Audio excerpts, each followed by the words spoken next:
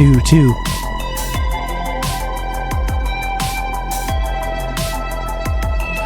Hello, let's get this going. Let's get this going. Hello, chat. What's up? How are you? Bring it in. Bring it on in here.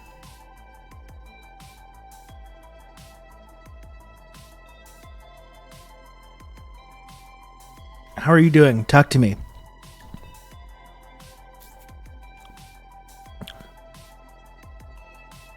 Talk to me. I demand you tell me how it's going. My nose is against the webcam. Yes, thank you, Brandon. I demand you tell me how it's going. Tell me how it's going. Right now. Tell me how it's going or this stream is over. I'm hovering over the end stream button. I'm hovering over this end stream button. And I demand that you tell me how it's going.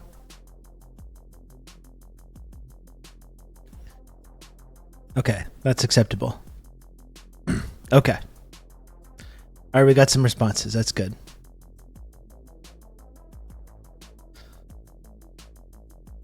Good. I'm sorry to hear about your neighbor, Kira V. That's very unfortunate. Not unexpected. Okay, well, still, it's pretty sad. I'm happy you're back today. Brandon's not great, but almost a 3-day weekend. That's something. That is something.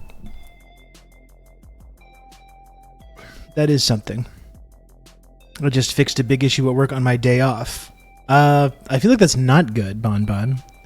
You're not supposed to be working. It's your day off. You're quite literally not supposed to be doing anything.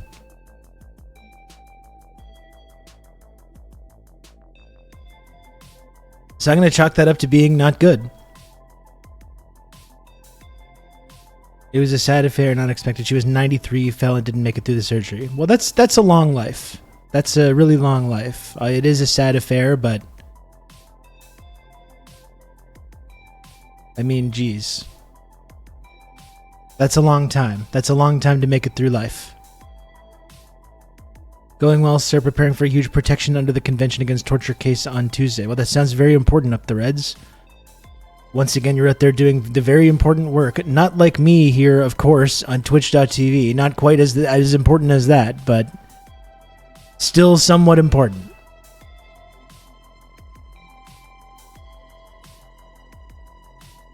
Still somewhat important. I just record those extra hours and leave early next week. Okay, well, that's acceptable then, Bon. That's acceptable. To quote Clerks, you're not even supposed to be here today. Exactly. Starting the stream with vicious threats towards chat. Well, so you should start doing that more often.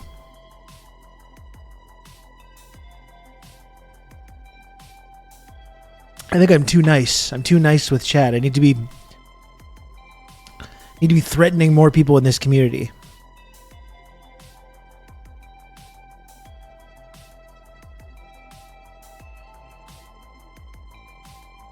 I'm sure you'd all like that, wouldn't you?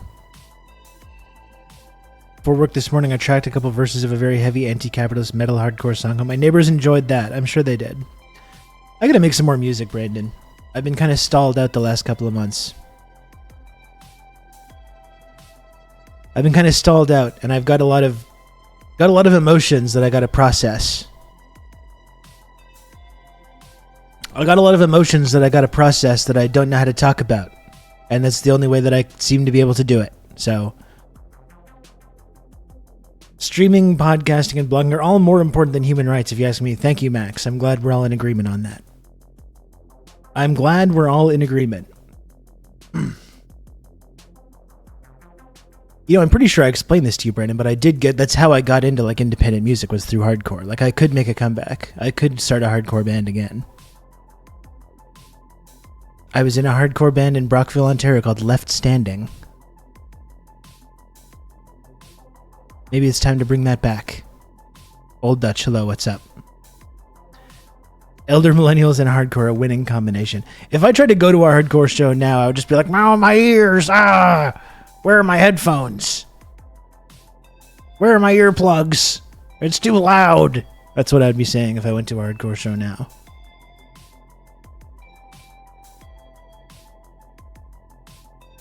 No!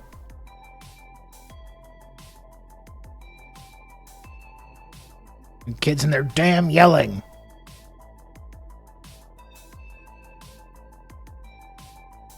If you ever want a feature, let me know. The other guy in my band is a producer of the Downbeat in Scotland. Do a trifecta of 3 of the whitest countries in a song. There we go. I will let you know if I think a feature on your hardcore song is something that I would like to, or am capable of doing. Remember when hardcore was odd? Yeah, I remember.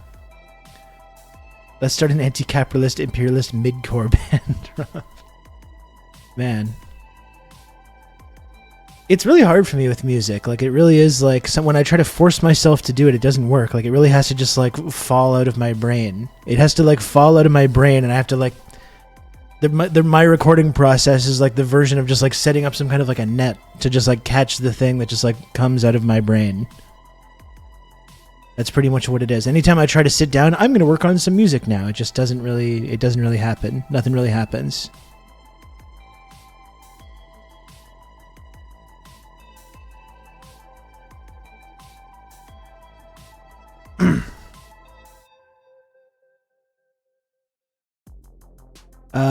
I do have some ideas and stuff, and certainly a lot of things swirling around right now that I want to kind of process. I've been listening to a lot of Elliott Smith and Sufjan Stevens. Kind of in that kind of a vibe right now. Kind of thinking about doing some stuff in maybe that kind of a vibe. We will see. We will see how it goes.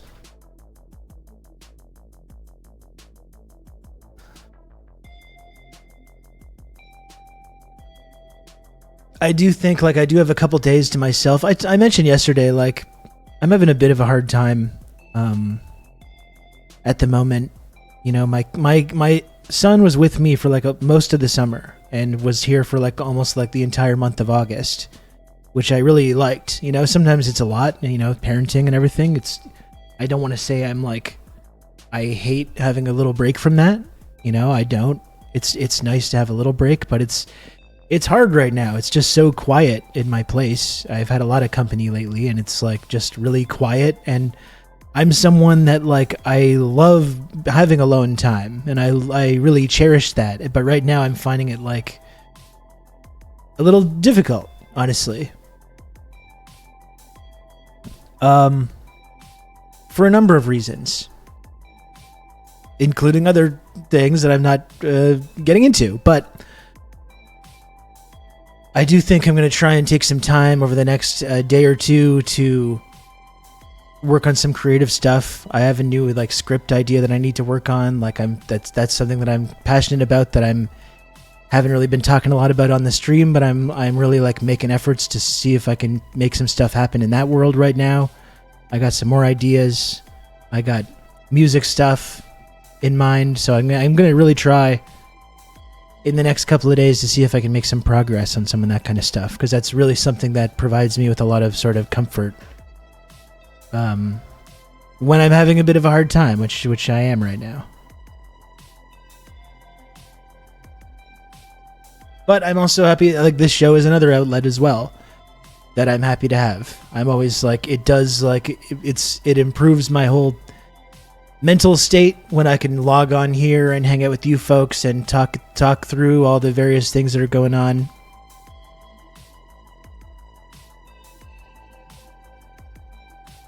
So I appreciate you, chat, as well. You know the classic saying, you know, I'm going to be here to talk you through all this. Well, sometimes you're talking me through all this as well. Or sometimes the process of me talking others through things is also me talking myself through them as well. And I feel the kind of community that we have and the connection that we have, chat. And that's really meaningful to me.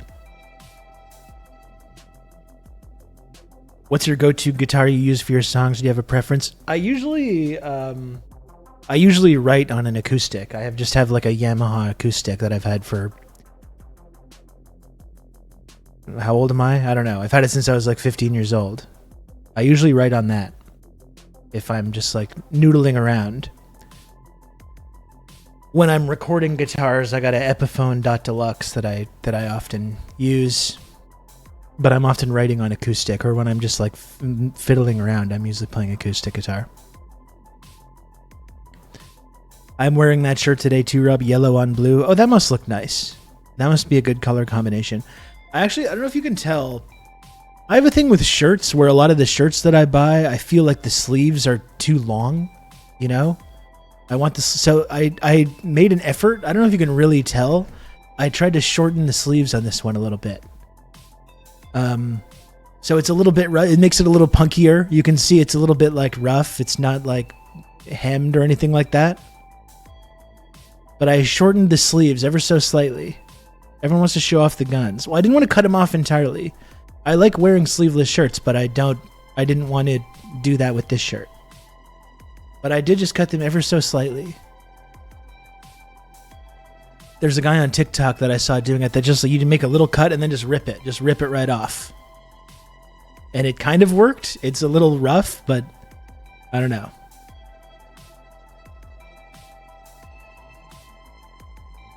Mine's on a different shirt, has shorter sleeves already. Okay, well that's good.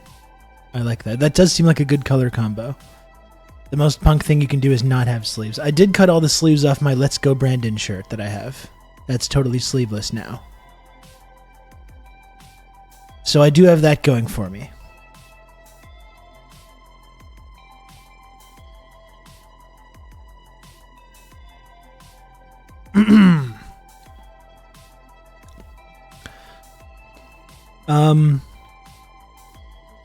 So how was the rest of your night, Chad? I had a pretty nice night. You know, I talked to my son after his first day of school. I'm just having a hard time with that whole situation. Like I said, it's weird. It's a big change. I don't really deal well with big changes, and I got a lot of big changes happening in my life right now with that and with other stuff as well. But I talked to him a bit. I made a quite nice dinner. I'm pretty low on groceries because, to be perfectly honest with you, I'm quite low on funds right now. I don't get paid until Monday, and I'm kind of really just trying to get by until Monday. So I'm low on funds. I'm low on groceries, but I did make a really nice dinner last night of just instant noodles, mee goreng noodles, kimchi, egg. I had some bok choy and mushrooms that I fried up to throw in there as well. Some sesame seeds, some chili crisp. It was really good. It was really tasty. And I had a really nice breakfast as well today as well. Made chana masala, and kiddo actually ate it. Hey, I love that for you. I love that for you. That's still something that's an ongoing process. That is an ongoing process, getting my son to try different stuff. We've agreed that we're going to try some different stuff this year, so we'll see how it goes. And I made a really nice breakfast today as well. I guess it was more of a brunch. It was closer to noon when I had it, but you can count on me. You're going to have good old Rob to talk you through all this. GMO Radio, thank you for the gifted sub. Thank you, GMO Radio. Very cool. I appreciate it.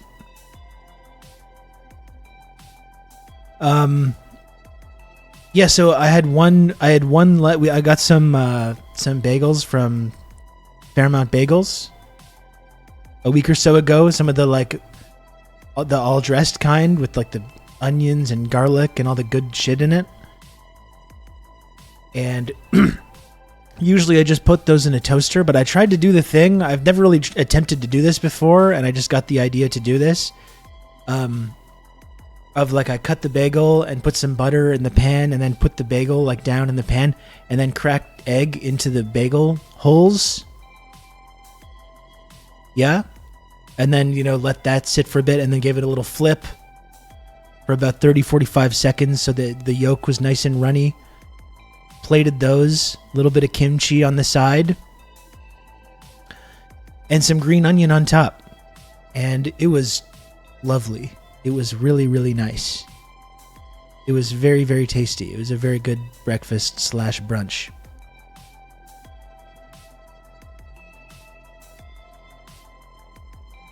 I call him Chefin Rousseau. I mean, that's definitely one thing over the last year or two that has provided me with a lot of sort of like something. It's provided me with something. Focusing on like making myself tasty meals, you know? Like I said, I've gone through a lot of changes over the last year or two, and it hasn't always been super easy.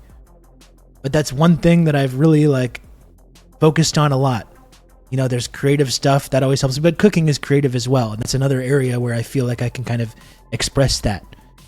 And making myself tasty meals has been one of those ways. And it's been very satisfying, honestly, to try and get better at a few things, you know? I've been cutting out lunch to save money. It seems healthy. Yeah, I'm pretty sure that's okay. I'm pretty sure it's okay to do that. The process itself is rewarding, not to mention the tasty treat you get at the end of it. Yeah, absolutely. Like, really just like focusing on something. You have something to like focus on, you're building something, you're creating something, and then you get a nice little tasty treat at the end.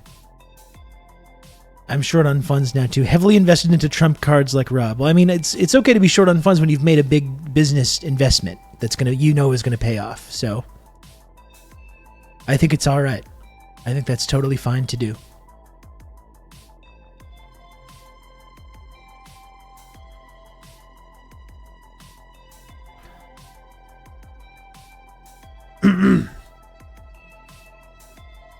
You're first in line for the Jubilee. Stack those Trump apes. Exactly. Exactly. It's called business. It's called making a business deal.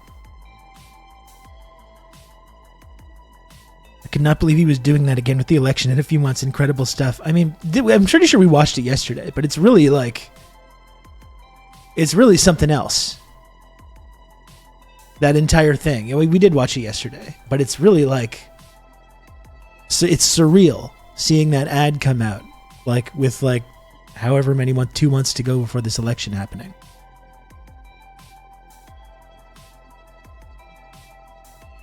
I inherited from my mother the concept of never being happy with what I cooked, even if it's actually delicious.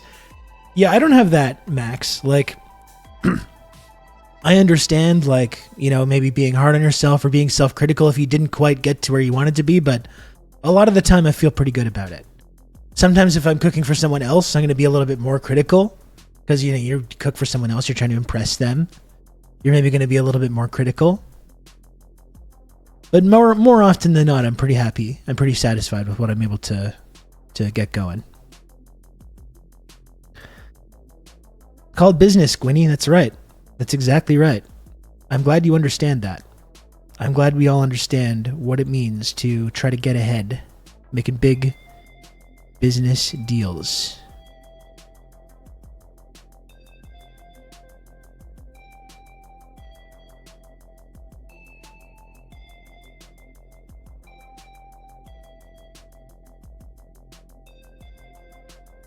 My haters will hate to hear this, but I've never hard on myself. Well, I can't go all the way there. I'm not very hard on myself when it comes to cooking and food and that stuff. I'm very hard on myself in other respects, though. So I make up for it. Whatever grace I give myself in the cooking department, I more than pay back in other departments.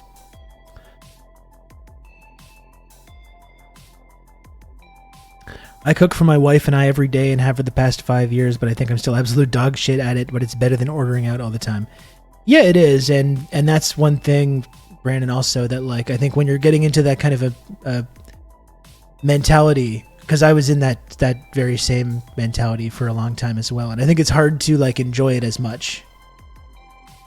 You really do need to like take the time to like try and appreciate what you're doing and try to take some steps to get better. And I think when you're just like, when it's the part of this, your like survival routine, it becomes more of just like this chore that you have to do. And I think that's been one thing over the last year. And I'm part of the reason is because I have the time to be able to think about this kind of stuff, where it becomes less about just like, you know, surviving and more about like doing something that makes you happy, that makes you feel sort of gratitude, you know, that kind of thing. But when you're in that mentality, it's kind of hard to have that.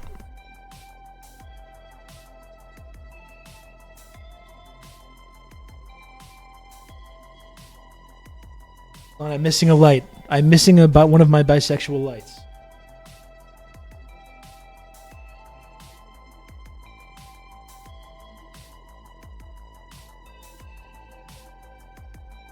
Excuse me. See how much more bisexual it gets just immediately? Immediately, it just gets like at least 50% more bisexual. Learning about it makes it fun instead of a chore. Now I dream of what to cook. Yeah, I think TikTok is a really good resource for that as well. It's a really good resource. Which has kind of helped me a lot. Helped me expand my horizons a lot. All hail Cucumber Man. Exactly, Logan. Logan totally did cucumber pill me. Big time. I still haven't tried the viral cucumber version that he makes with the whipped cream cheese and the smoked salmon and capers and stuff. I gotta try that one because that looks phenomenal.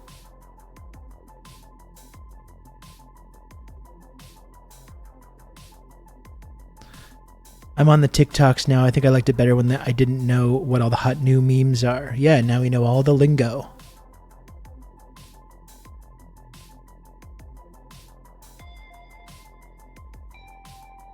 Prior to my fake email job, I was a line cook. I still have the passion for cooking and always peruse the cookbooks at the used bookstore. Yeah, no, it's really something that has really provided my life with a lot of value and something that I've really enjoyed kind of trying to get into. A little bit more. I don't want to say I'm some kind of fucking expert or anything, but, you know, it's very nice just like days like today when I wake up and I was watching Star Trek, the original series, and eating my yummy breakfast. You know, it's a nice feeling. It's a nice feeling.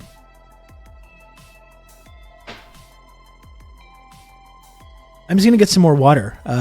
Just talk to the chair for 1 sec, folks. I'll be right back.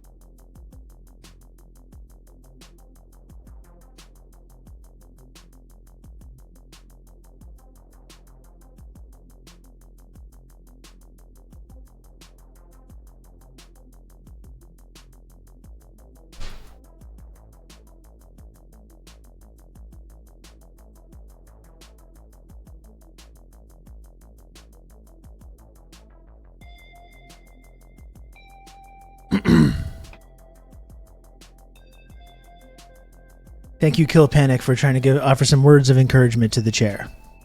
The chair did nothing wrong. What's the Joey Stalin? What is the Gorn episode?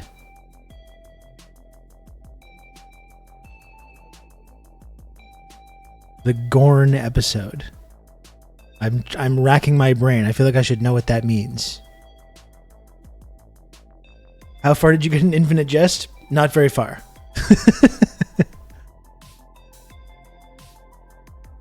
The big lizard alien in Star Trek. Yeah, his name is Morn, okay? Let's not chat, please. Put some respect on Morn's name. Okay?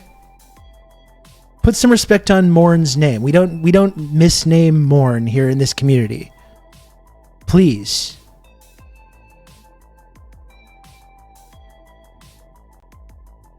Unless I'm screwing something up right now.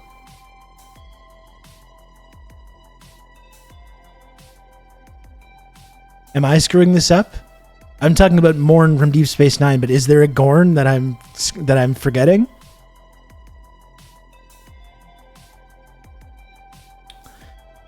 Cucumbers were on sale for $1 each last week. I picked up a bunch to try these salad recipes, but always end up just eating the things I always do. Cucumber mix, baby greens, cherry tomatoes, salad topper seeds, and balsamic vinaigrette.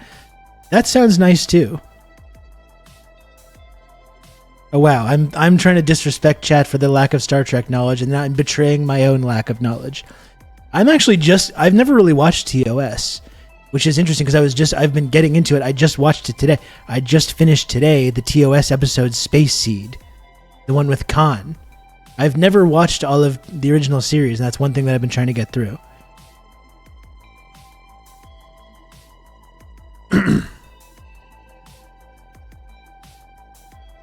Well, listen, we've all learned a lot about each other here. I said some things that I think I could take back. I've said some things that I'd like to take back. You know, maybe chat said some things as well. I think we can just move on, and we don't have to have this kind of conflict.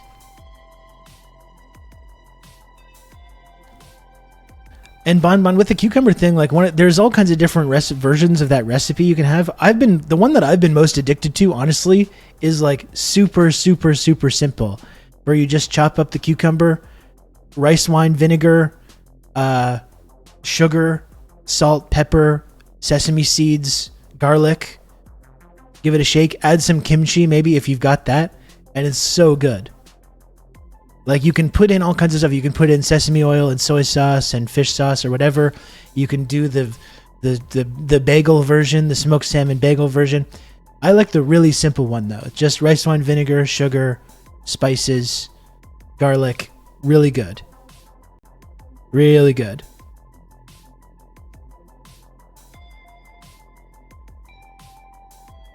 Have you ever cooked with soy curls or textured vegetable protein? I would recommend. Okay, maybe that's something I can look into.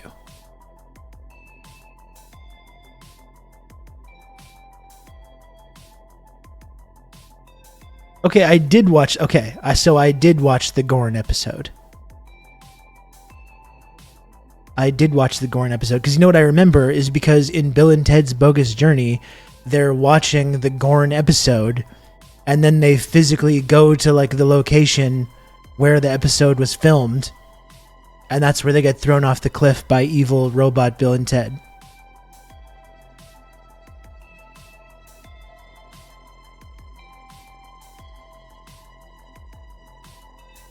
I keep meaning to watch. Oh, Crystal, thank you for the $20. I really appreciate that. Thank you. Good Lord. Good old Rob needs to eat. Thank you, Crystal, for $20. I really, really do appreciate that. And if anyone else would like to send a tip or subscribe to the program or support the work that I do on here, I'm trying to go back to a regular schedule. I need all the help I can get at this time, kind of trying to get back to sort of where I was before the summer. So if you would like to support the work that I do on here and help me like eat this weekend and beyond, please do send a tip or subscribe to the show. Help me make the little number at the bottom of the screen go up as well. Either of those things, very helpful. Bits, also very helpful. Whatever it is, I appreciate it a lot, and it really helps me out. And if you get something out of this show and this community, and you like tuning into this show and watching me talk about whatever it is that I fucking talk about here for several hours a day, if you get something out of that, please do subscribe or support the work that I do somehow, because it's all very, very helpful, and I really appreciate it. I keep meaning to watch DS9, but I've been distracted by the free Apple trial, and I've gotten really into Ted Lasso. I've never watched that. I do really recommend you do get into DS9. You know, I watched the other day the Gorn get a scary and horrifying upgrade in the Star Trek Strange New World series. That's probably something else I would like to explore a little bit more. I watched the episode. So my recollection of DS9 is that season 1 is quite uneven, as like a lot of Star Trek seasons are. It takes some time to find its footing. And there's elements of that are true. The pilot for DS9 is terrific. But there's some real gold in season 1. There's an episode of season 1 that I watched with somebody the other day, which is one of the best episodes of Star Trek, I would say, any series. In season 1, it's called Duet. And if you know, you know. If you've seen this episode, you know what I'm talking about. This episode is like incredible. It's just an absolutely incredible episode of TV. It's almost amazing that it's on TV. Like, especially given everything that's happening right now with Israel and Palestine, seeing some of these storylines on DS9 and understanding that like in the early 90s that was on like network TV, it's like almost shocking to think about that this was like a network TV show that was talking about some of these issues.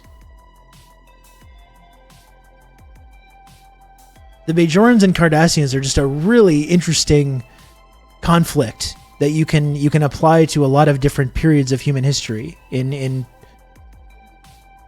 a variety of different ways, including Israel-Palestine. Like, that's the fascinating thing about the Bajorans and the Cardassians, is that they're simultaneously the Jews and the Nazis, and they're the Israelis and the Palestinians. And you see echoes of both of these things in the Bajoran-Cardassian conflict, or occupation. The occupation, as it's repeatedly referred to. And this episode duet is just a fucking amazing sort of meditation on that.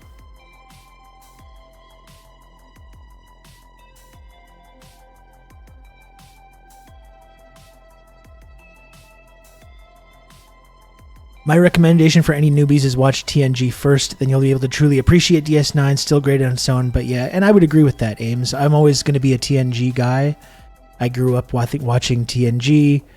I grew up with Picard and like that whole crew and the Enterprise D, and there's just some absolutely phenomenal episodes of that. So I would definitely agree that like you should have that basis. Season 1 TNG isn't even that bad. No, it's not that bad. It doesn't reach the same high. Like, it reaches these huge highs. Good old Rob to talk you through all this. Diego, thanks for gifting a sub to Kill Panic. I appreciate that, Diego. I appreciate all the support over the years, Diego. Seriously, thank you. I thought you were doing a bit about the Kardashians fighting some other rich family. I was like, wow, this is a long bit. Yeah, no. Not those ones. Not those Kardashians.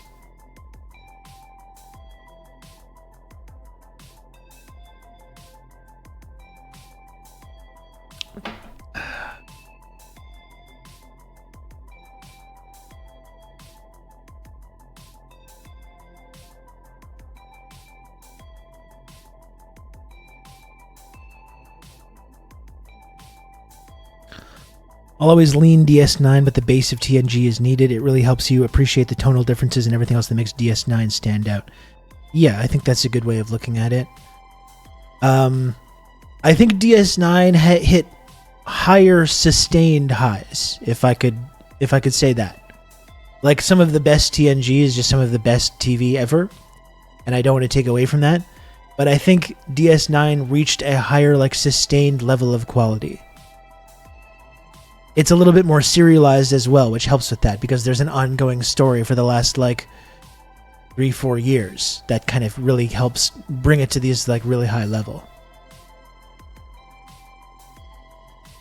You need Star Trek established to break it down like DS9 did. Yeah, exactly. Exactly. Hey, Dakadoon, how's it going?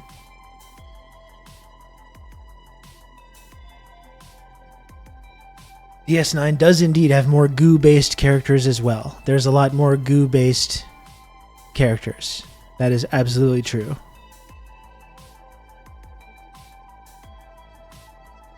I like TOS's serial format. It actually feels like a Trek. Yeah, I've really been enjoying watching the original series, which is something that I was a huge blank spot. As you can see from me confusing Gorn and Morn from before.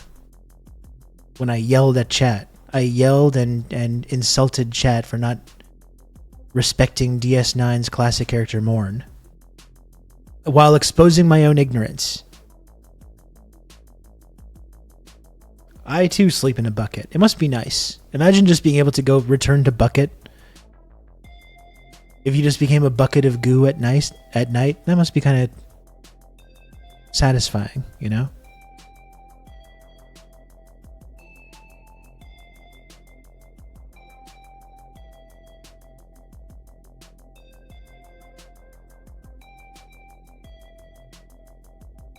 Also appreciate that they allowed Kira to be unapologetic in her resistance fighting past, whereas TNG would really try to make someone like her seem like they're just as bad. And only maybe Data and Worf would speak up in her defense. Yeah, I think to a certain extent, Ames. I think TNG is like pretty good with the way it treats Ensign Ro, who was originally supposed to be like Kira's character in DS9 before Michelle Forbes couldn't do it. But it definitely does go harder in that direction. Like, there's no denying that. Stone Corbell says, "Guppadig promg."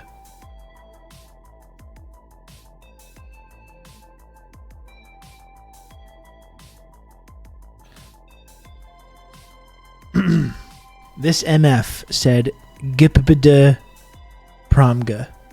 You can count on me. You're gonna have good old Rob to talk you through all this. And I see I successfully negged Stone Corbell into then subscribing, so mission accomplished. Stone Corbell, thanks for the 11 months.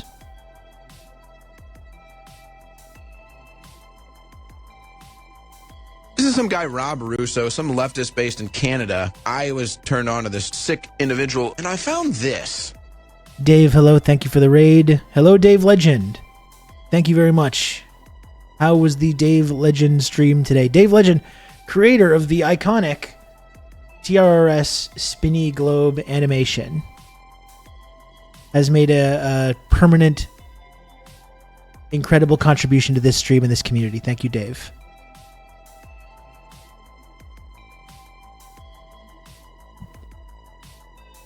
I hope the stream went well today.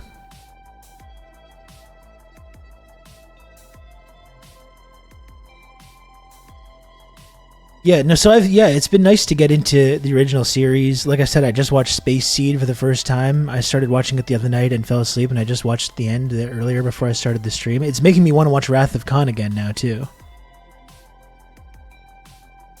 I don't think Kira sucks, though, Dane. I like Kira, but one thing I will say about DS9, which is a criticism that I have, is that I never got bought into the Kira Odo relationship. That never worked for me. That felt forced. That always felt forced to me.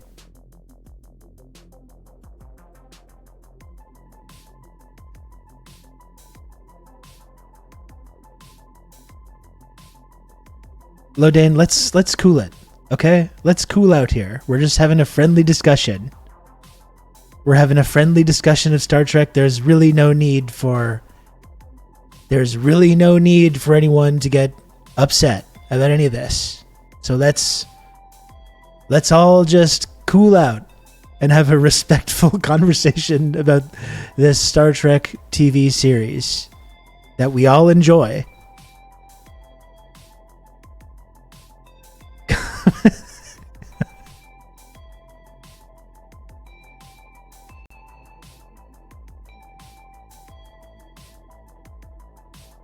Montalban is when Star Trek arrived. It's a really good episode.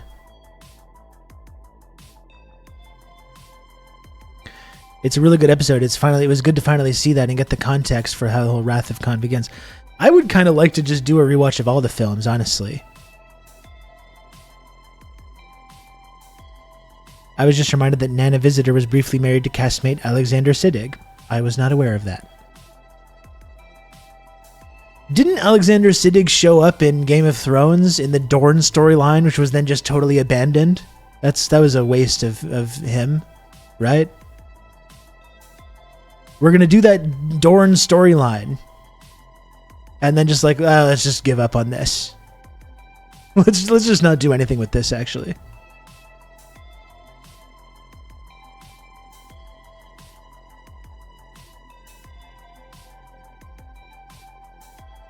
What a Dorne shame. Oh my gosh.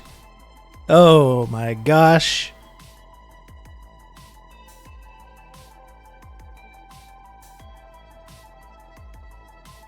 Yeah, nothing happened with that whole Martell storyline. And in the books as well, where the books left off, it's really set up to be something quite significant. Well, Dane, no one's debating. No one's debating. We're having a friendly discussion about various TV series that we enjoy. It's a friendly discussion, Lodane. That's all.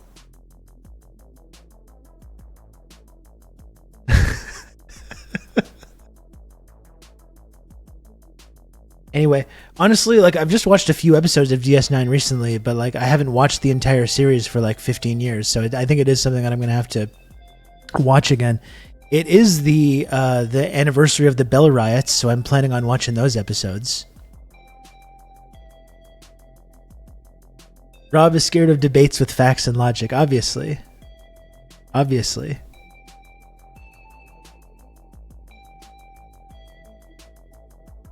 I think the interesting thing about the Bell riots is that America is somehow shocked by what happens in the Bell riots to like initiate this transition into a sort of different way of doing things, which, as we know, I think we talked about this yesterday, as we know, does not feel like the America of today. If the Bell riots actually did happen today, most liberal Americans would just be like, just firebomb the cities. We don't care. We don't care. This is some guy, Rob Russo, some leftist based in Canada. I was turned on to this sick individual, and I found this. Struggle 4. Thank you for the raid. Hello, Struggle 4 raiders. Marcus, thank you very much for the raid. I appreciate it. Thank you, thank you, thank you. How was the stream today? I hope it was great. Folks, it's me, Rob. It's nice to see you. Please smash the follow button. Get in here, raiders. If you want to chat, smash the follow button. Join the community.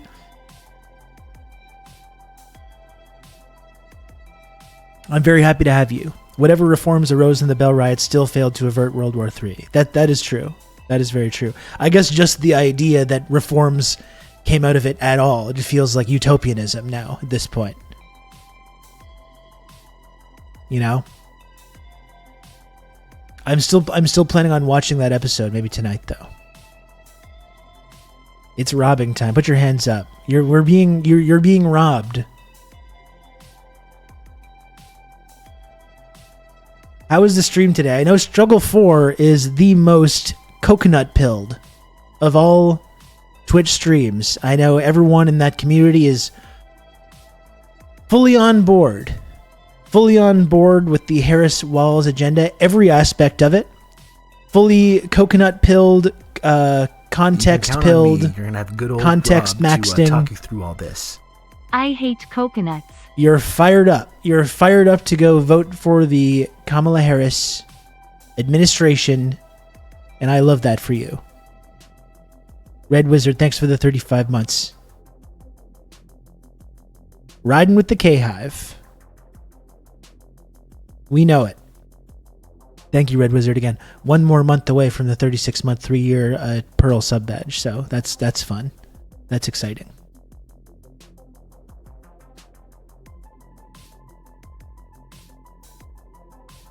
Benny's the most coconut pilled. We have coconut parties. Well, good. I love that. Well, we're going to watch some of the clips from this interview she did last night. We're going to watch some of that today. See how that goes.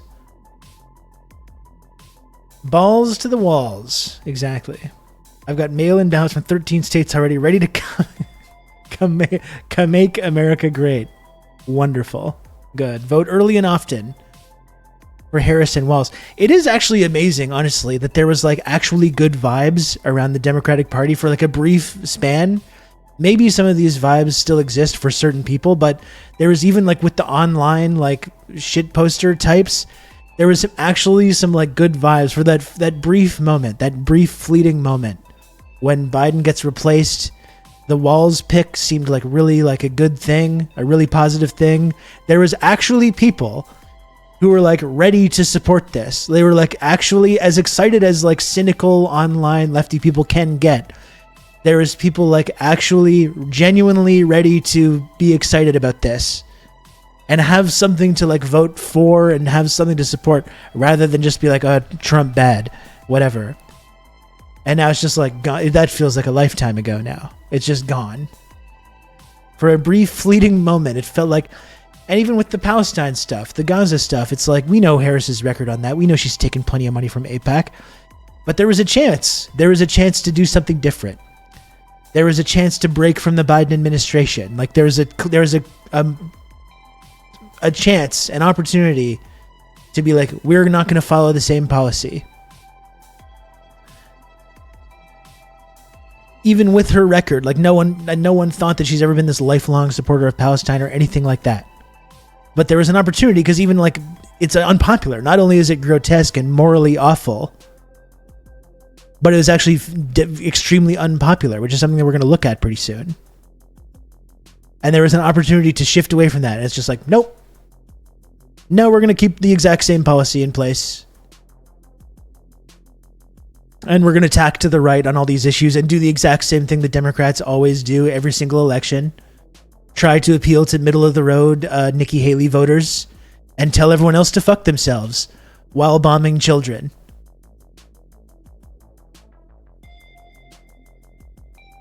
Like, it's honestly, like, incredible.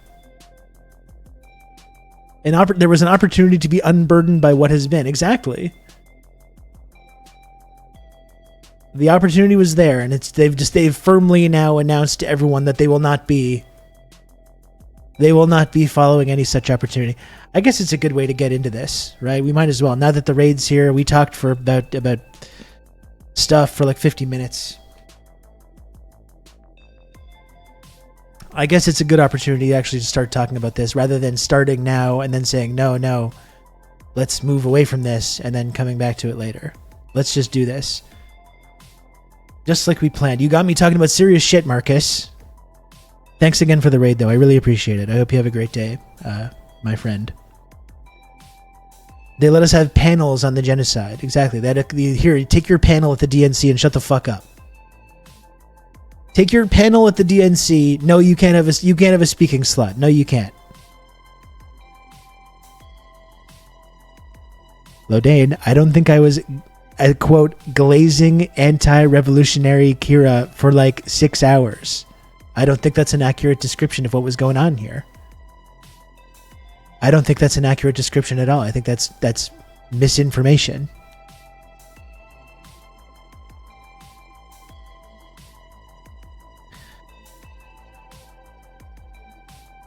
But Chad, before I move on to talking about serious business, please subscribe if you can. Okay? If you can. The only way that I'm able to keep doing this show each and every week is if this little number at the bottom of the screen goes up every single day. So if you can, if you're new to the community, if you just got here with a raid, if you're a lurker, if somehow the Twitch algorithm brought you here, I don't know what's wrong with you that you're getting this, that the algorithm is bringing you here. Or whether you're a long-time chatter, community member, listener, viewer, whatever, please subscribe if you can, or if you can, send a tip. Also very valuable. It's the only way that I'm able to do this show each and every day is through the very generous support of the community. So if you can, if possible, please subscribe or tip or support this program and support the work that I do right here on twitch.tv. If the algo brought you here, it's a sign that you're unwell and need our help. Exactly. You need the algorithm brought you here because you need this community somehow. And you know what? We need you as well.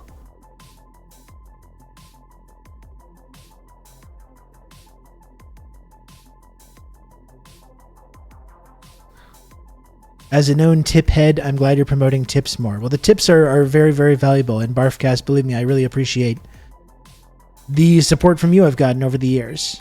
Very, very meaningful to me. And we've got Re918 looking to accept a gifty. And I know Barfcast TV would like to get a gifted sub as well. Good old Rob to who's one of the most supportive community members here. September.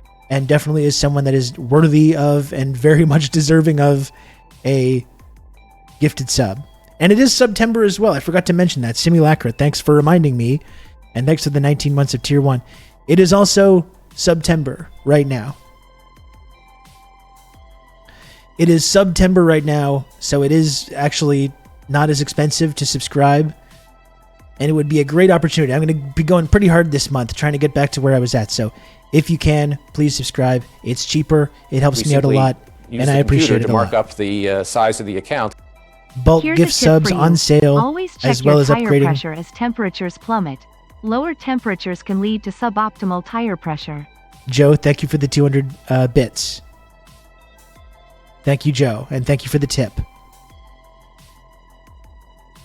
Bulk gift subs are on sale, as well as upgrading to 3 or 6 month subs. There we go. That's it. September. So bulk gift subs are on sale, and it would be certainly wonderful to try and get to the old sub goal today, if possible. Single gift subs not discounted. Okay, well, good to know.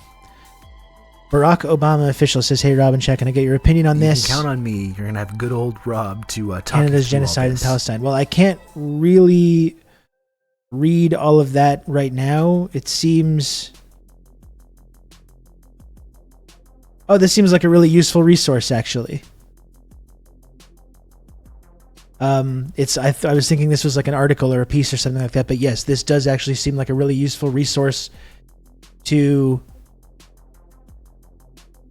accurately convey the information about Canada's complicity in this genocide.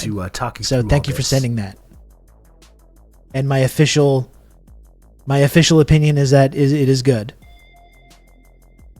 That's my official opinion.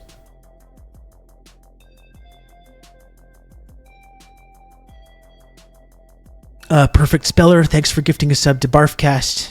Thank you, Perfect Speller. And thank you, Bon Bon, for gifting a sub to RE918, who is looking for a gifty. Thank you, Bon Bon. And thank you, Dimitri, for gifting a sub as well. We do have a hype train now, folks, and it's like I will get to this important business as soon as possible. I promise you. Let me just take a couple minutes to try and get the number to go up. You're going to have good old Rob to talk you through all this. I will upgrade to a 3-month sub at the end of September. TRRS Sankara TRRS Friendship Triangle. Bon Bon, thank you very much. I appreciate that. Thanks for the 36 months tier 1. And congratulations too for the 36-month 3-year sub badge, Bon Bon. You've earned it. There's very few chatters that have earned it more than you. Thank you for that. And thank you, Max, as well, for 2 gifted subs. Very much appreciated, Max. Thank you for that. You don't sound French at all. It's because I'm not French. I'm not French. I speak a little French, you know, I wouldn't say I'm fluent. Obviously, I have a French last name, but I'm Anglophone. I was born in Montreal. I grew up in Eastern Ontario. I'm about as Anglophone as you can get. So, although when I'm stuck in traffic or someone cuts me off or whatever, I do often curse in French. That's the time when I speak French the most, is when I'm cursing. Say chowda. I love to curse in French, specifically Quebec French. I mean, I shared that whole video online that went quite viral the other day about cursing in Quebec French. Very, very satisfying. Sacre bleu is more of a France thing, but sacrement, that's the Quebec thing. Merde. No, there's no merde. There's no merde. There's no sacre bleu. This is all Parisian. This is all France shit. I don't mess around with that. Okay, in this house, we respect tabernacle, sacrement, calice.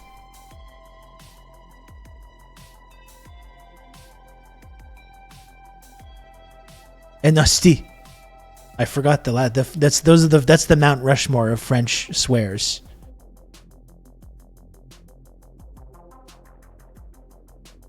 All reference to Catholic symbols. Yeah, it's all references to the church. You can name different saints as well if you want to get into that.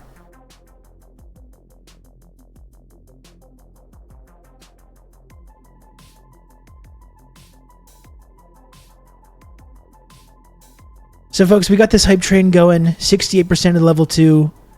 Remember, it's September. Bulk gift subs on sale right now, as are upgrades to 3 and 6 month subscriptions. I'm going to be really grinding this month. My kid's back at school. The summer schedule is over. I'm back trying to get close to where I was. I'm going to be really grinding this month. So thank you, Part Ian, for the gifted sub as well. Very close to getting out of level 2 of this hype train. 1 more gifted sub is going to do it. You start speaking French, I'm going to have to expel you from Twitch like Niger. I mean, I would deserve it, first of all. But remember, Quebec is not... okay, I'm getting into some thorny territory there. But Quebec did not colonize Niger. We simply absolutely use the computer the French to mark did up the definitely size of the account. And Quebec francophones have done their own share of colonization, but not in Africa though. And Baldwin's Ghost, thanks for the 420. That's the weed number. That is the weed number. It gets thorny talking about Quebec's history of colonization because obviously the Quebecers colonized this province. And, you know, that's inescapable. A lot of Canadian mining companies in Africa, though. That is true. And if they get expelled, I would be thrilled. I would be more than happy. I'll be the first person to celebrate that if Canadian mining companies do get expelled from Africa and those resources are nationalized. I would support that.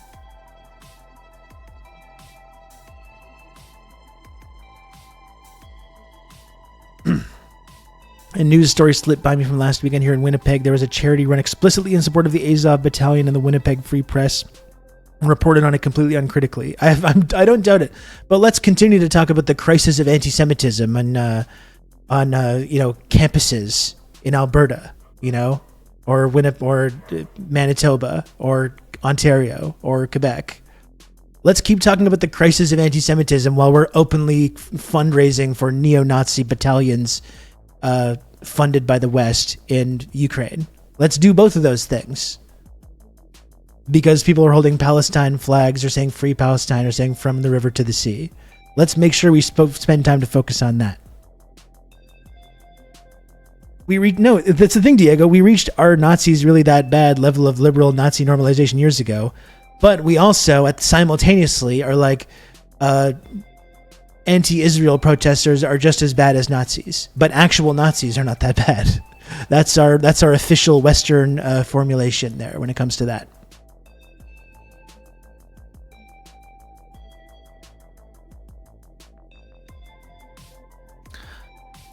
So this hype train's still going, folks. Please support the show if you can. Remember, Kijiji, thanks for the 420. That's the weed number as well. Remember, bulk gift subs on sale. Upscaling to 3 and 6 month subs on sale right now. Happy Labor Day weekend to you, Rob and chat. Remember, workers won this holiday through militant, radical organizing and resistance. Sankaras in chat, please. Thank you so much, Kijiji, for the 420. Very, very kind of you.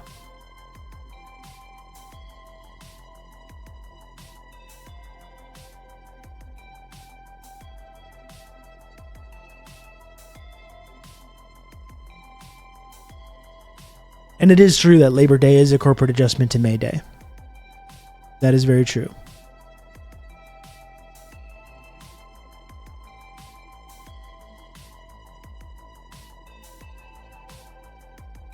Joey Stalin just continued continued their sub from Prime gift to Tier 1. Thank you, Joey Stalin. Very kind of you. I can't remember, Joey Stalin, I can't remember who you used to be in the chat before the name change. Can you remind me? My sub ran out and I can't Sankara. Well, surely someone in the community is going to come through with a gift sub for Cauldron of Bats.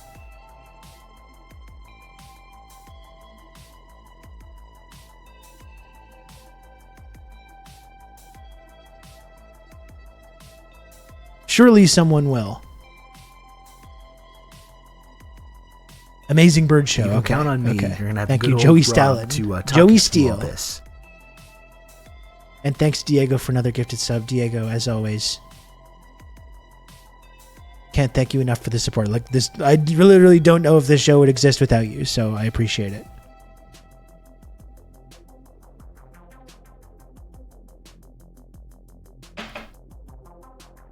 Here in Denmark, we're mourning the loss of one of our precious F-16 fighter jets we lent to Ukraine, and it was due to pilot error, which it may well have been, but let's be honest, if a Russian Sukhoi scores a kill on an F-16, it will still be registered as pilot error or mechanical error.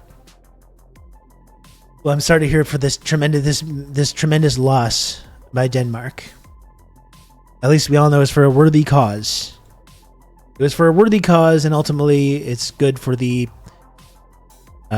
military-industrial complex, which is really all that really matters. They're ensuring that their profits continue to rise.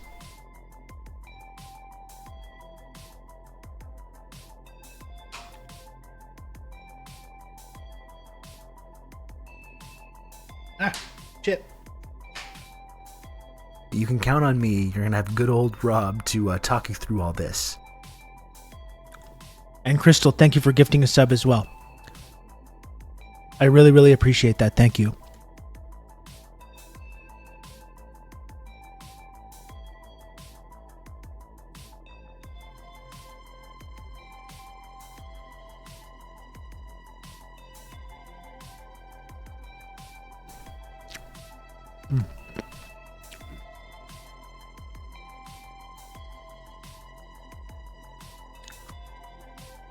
I'm just having some of my patented icebreaker sours. Really enjoy these.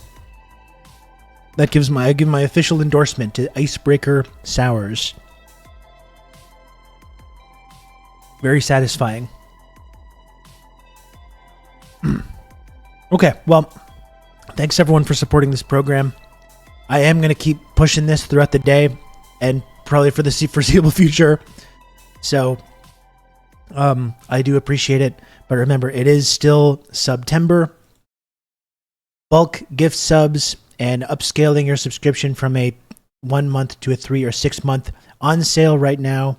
If anyone passes through and wants to drop a 5 sub or a 10 sub gift, on sale right now, and it's very, very helpful to me, and I would certainly appreciate it a whole lot.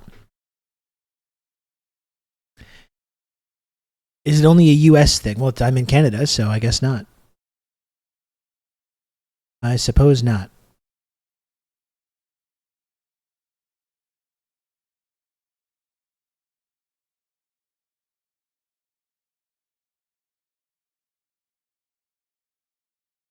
Oh, okay.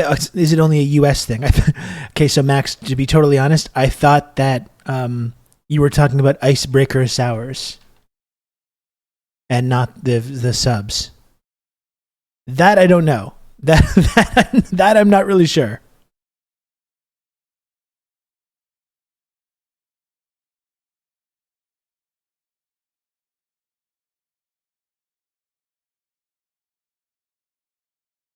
Would the money from the subs be going to the funding of new jets for the Rob Industrial Complex? No, it's going to actual subs. I'm going to get a TRRS submarine, and you're all going to be invited to go on there. And I'm going to start doing the show from international waters in the Arctic Circle, which means anything goes, discourse-wise. That's my plan. That's what we're fundraising for here.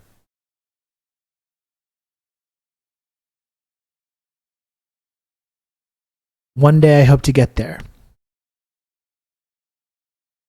I thought we were all subs for Rob. Well, those two. Those two.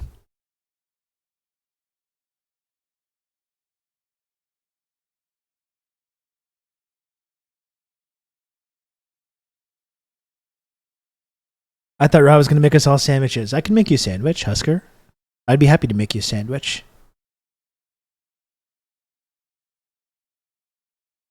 I don't know if I could take all individual orders for people. I could maybe make like a batch. I could make a batch of sandwiches for people to enjoy.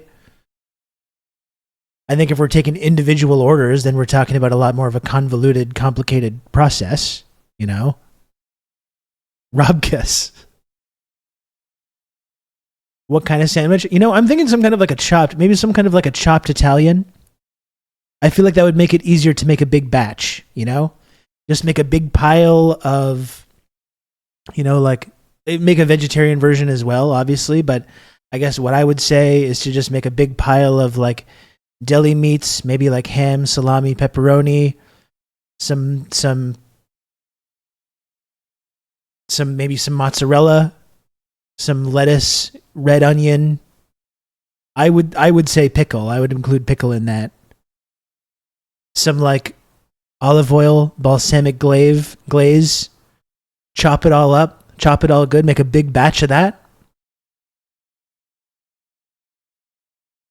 and then just could make some kind of assembly line. Make some kind of assembly line and pass them out.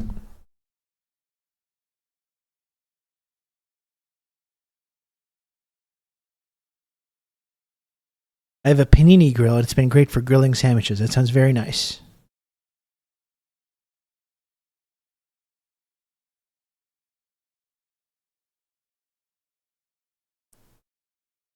So only pork or rabbit food. Muslims, the only people that eat beef and chicken, I see.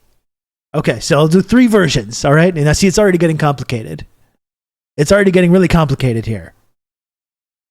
Do 3 versions. A batch of the either chicken or beef. You get a batch of the pork style deli sandwich and a batch of the vegetable only. Now we're doing Reuben's too. See, this is exactly what I was worried about. This is when it starts spinning out of control. This is when it starts spinning out of control. And we're talking about heroes. We're talking about, man. Rob's a few comments away from serving up some knuckle sandwiches. It's true. It's true. The chaos zone demands Reuben's. I had a really good French dip sandwich the other day, which I guess it would be the same thing as an Italian dip.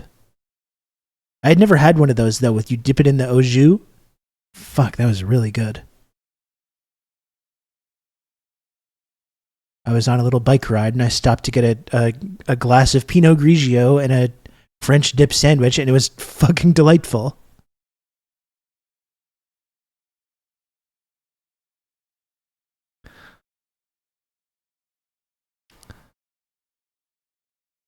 What a nice day that was, actually.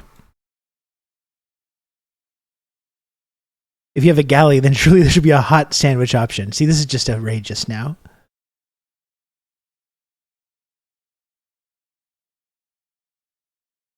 Stopping for wine on a bike ride is reactionary behavior. Well, I don't think it's reactionary, but listen, it's not something that I would normally do, I don't think, but I've been a little bit influenced in certain directions lately.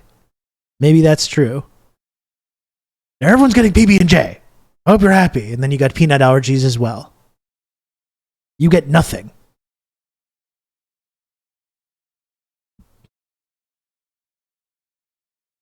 You can eat some cold bread.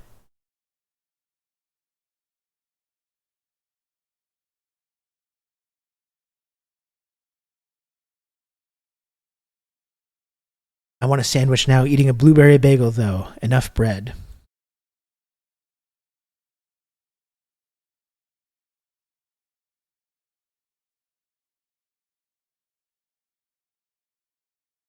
Here's what I had for my breakfast today, chat. See, and I said I was going to talk about serious stuff, and now it hasn't even happened. Here's what I had for my. I guess it was more of a brunch, but I can't tell you how good this was. This was this went insanely hard.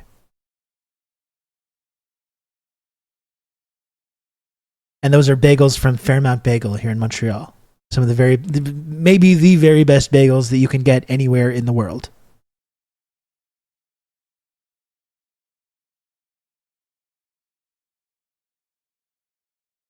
Yeah, I added some kimchi on the side, and there's egg in the bagel holes. I put egg in the bagel holes.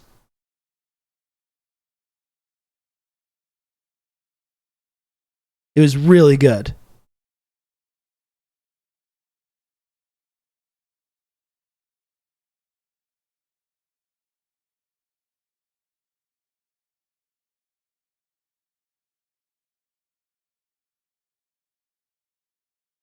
The bagel holes, dude. Fill my bagel holes. No. I was gonna use the D word after. Then it's no, that's too much. That's way too much to be saying any of that stuff, even as a joke, even as a bit.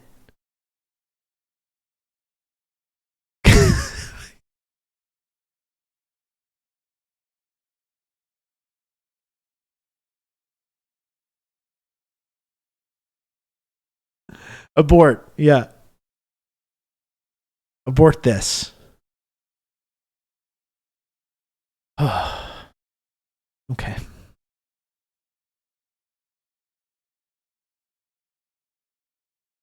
I don't know, like, okay, so I wanted to look at this.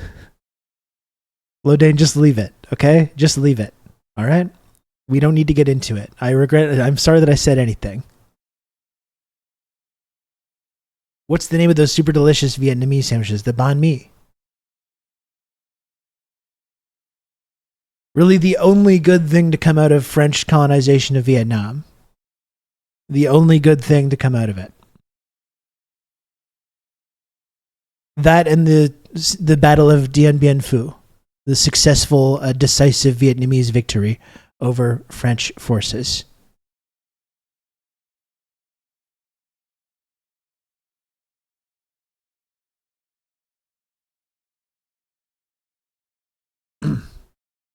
You know what makes those sandwiches really good is the cilantro as well. You're gonna have good old Rob to talk you through all this. Big cilantro Goon head. badge unlocked. Low observable goat, thanks for 36 months of Prime. And you indeed did just unlock, not the Goon badge, but the 36-month, 3-year Pearl sub badge. Thank you, Low Observable Goat, for that. And we're 20 subs away from the goal. We got 2 bagel hole clips immediately, one after one another.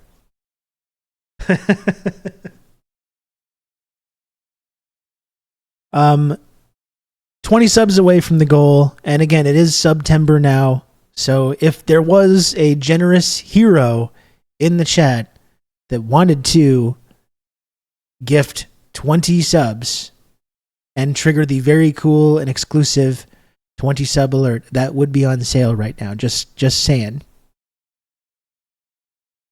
Just saying. Just throwing that out there.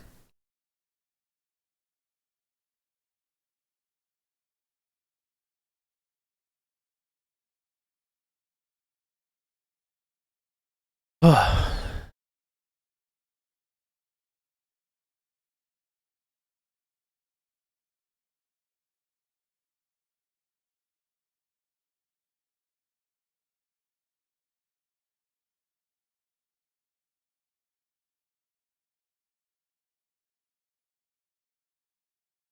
You remember Dien Bien Phu, armed with nothing but a rifle. The French has all these highly mechanized instruments of warfare, but they put some guerrilla action on them. What's that from, St. Lotus?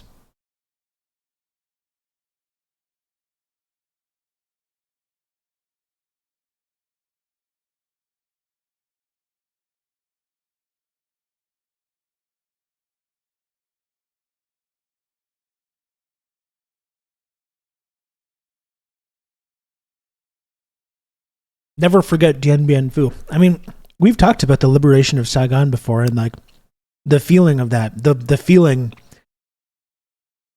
it's hard to even imagine.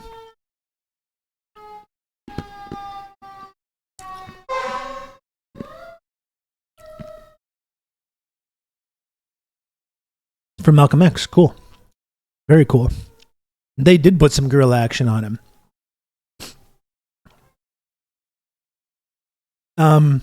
No, the liberation of Saigon in 1975 and the feeling that must have been, because it wasn't just about the 10 years of the Vietnam War. It was a final decisive moment after centuries of colonization. You know, there's the decades long struggle against the French, and then there's the brutal 10-year struggle against American imperialism. And the Vietnamese fucking did it. What an inspiring story that is. That's actually not true, though. The Viet Minh had some serious hardware as well as guerrilla units. Yeah, and Kill Panic says, ironically, Giap won at Dien Bien Phu because his artillery were longer range than the French 105s. Very interesting. Very interesting. 15 years, but who's counting? I guess Kill Panic, I talk about, when you think about the Vietnam War, it like really, really escalated in 1965. It was obviously, America was there prior to that, but I think it was really that 10 years that it really escalated, after Kennedy was assassinated, of course. Not that they weren't doing stuff there previously, but there was still a possibility of them to pull out. There hadn't been this huge escalation.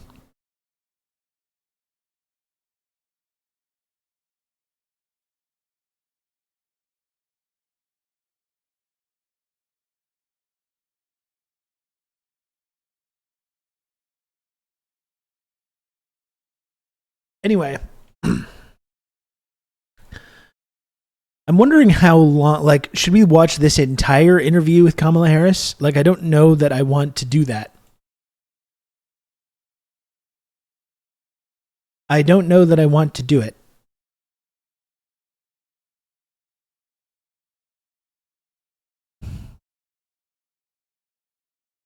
But I do want to talk about the Gaza clip because I think that's the most pertinent. That's the most pertinent and noteworthy part of it.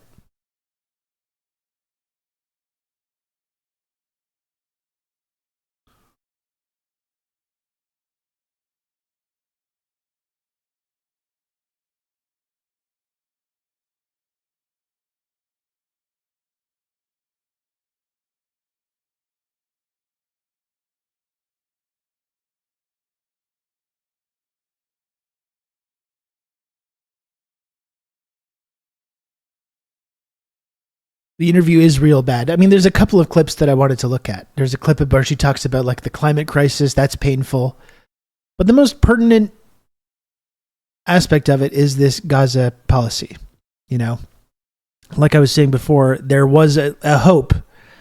No matter how misguided it might have been, there was a hope when Biden got replaced that Kamala Harris could come in and shift the policy, change the policy somehow. There was all kinds of hopeful talk, and maybe I participated in this too, and maybe it was totally just wishful thinking. Maybe it was trying to just speaking it into existence. I just really desperately wanted to believe that someone in this fucking party was like, we're going to do the right thing here. We're going to stop sending weapons to this country while they take these weapons and drop them on little kids sleeping in tents, which is both the morally correct thing to do and a politically popular thing to do. You know, and maybe I'm naive for thinking that like maybe that was a possibility.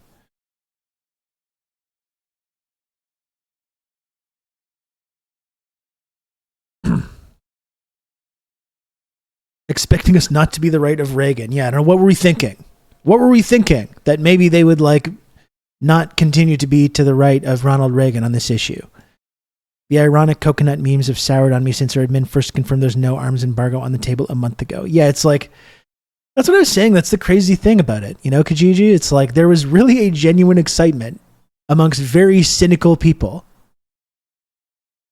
And it's crazy that like they've had the opportunity to capitalize on that and they're just not doing it because that's how much they believe in Israel's perpetual, unending right to just continue to kill as many people as they want.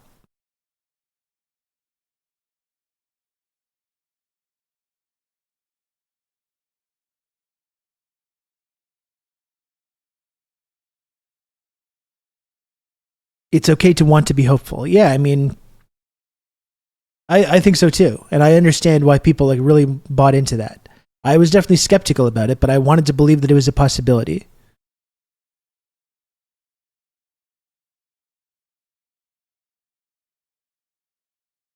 I was confused why everyone was hopeful. She signaled right away, no arms embargo. I guess maybe there's like, if you want to make excuses, it's like, is it possible for her to, while Biden is still president, undermine the policy like that? Does she have to kind of stay the course to a certain extent or at least be cagey about it? But now there's no scope, there's no spin, there's no way you can possibly talk about this without acknowledging that, you know, this is just going to continue. With full support from the Democratic Party, full support from the Kamala Harris administration. President Biden has tried unsuccessfully to end the war between Israel and Hamas in Gaza. He's been doing it for months and months, along with you. Would you do anything differently? For example, would you withhold some U.S. weapons shipments to Israel? That's what a lot of people on the progressive left want you to do. And that's not even accurate. A lot of people on the progressive left, it's like the majority of Americans, and we can look at the polling.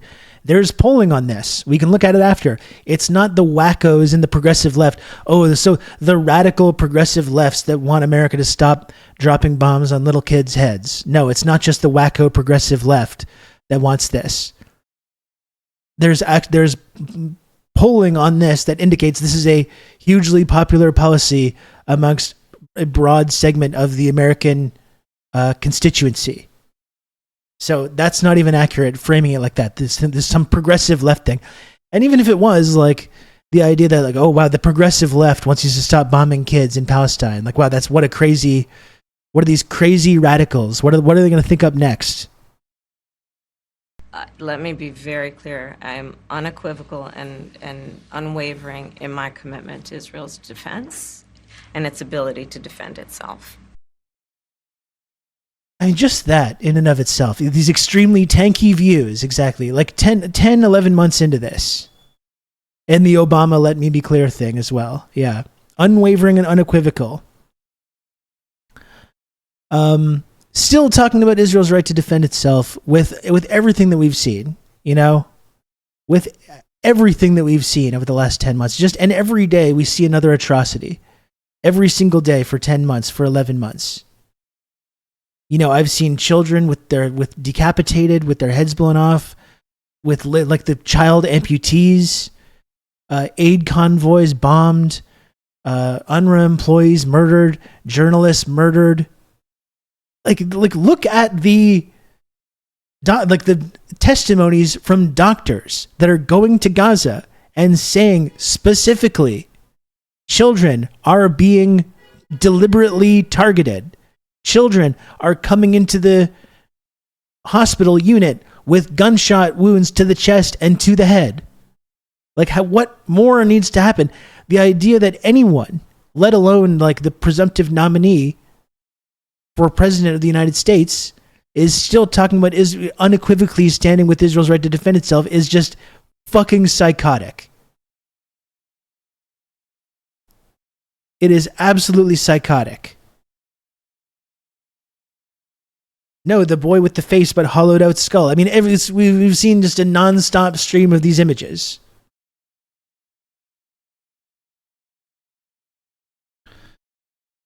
The only hesitation I have is that Trump is even more insane, but you know what? I can see people taking up arms against that, and liberals in their quest to be loved will take up arms with us even. I don't even know anymore, PM Trio. And I know there's ways that you can point to that Trump's going to be worse, but on this issue, there's nothing that Trump would be doing that's going to be worse. There's nothing that Trump would be doing on this specific issue that is worse than what is happening. And it's even more psychotic because Netanyahu is literally campaigning against Harris. He wants them to lose. He wants Trump to win, and they're still refusing to stop supporting him. It is absolutely insane. It is absolutely fucking insane. And you know what? If Trump did win and continued this policy, and liberals did start talking about, acting like they're concerned about violence in Gaza, I don't know how I would even feel about that. Would you welcome that? Oh, now they're our allies? Are you allies if you support the murder of children when it's your team doing it, but as soon as it's the other team, then it's okay? That's psychotic. That's sociopathic. To be murdering kids is good when the blue team does it, but when the red team does it, all of a sudden it's bad. If Trump had been there the entire time, I don't doubt that a lot of these liberals would be taking these kinds of positions. But you can't support one thing when your side is doing it and then immediately flip over. That's Orwellian. That's textbook Orwellian behavior.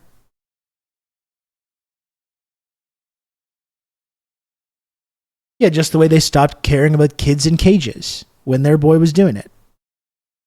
Do you also talk about Canadian politics? Yes, I do, all the time. I've been talking a lot about Gaza for the last 10 months. That's been the central thing we've talked about. We got this American election, which is kind of unavoidable.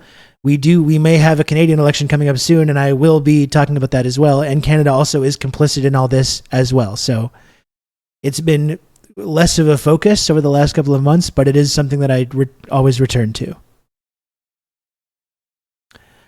But yes, if you have been looking for someone, then please do stick around, because it is something that we talk about all the time on here.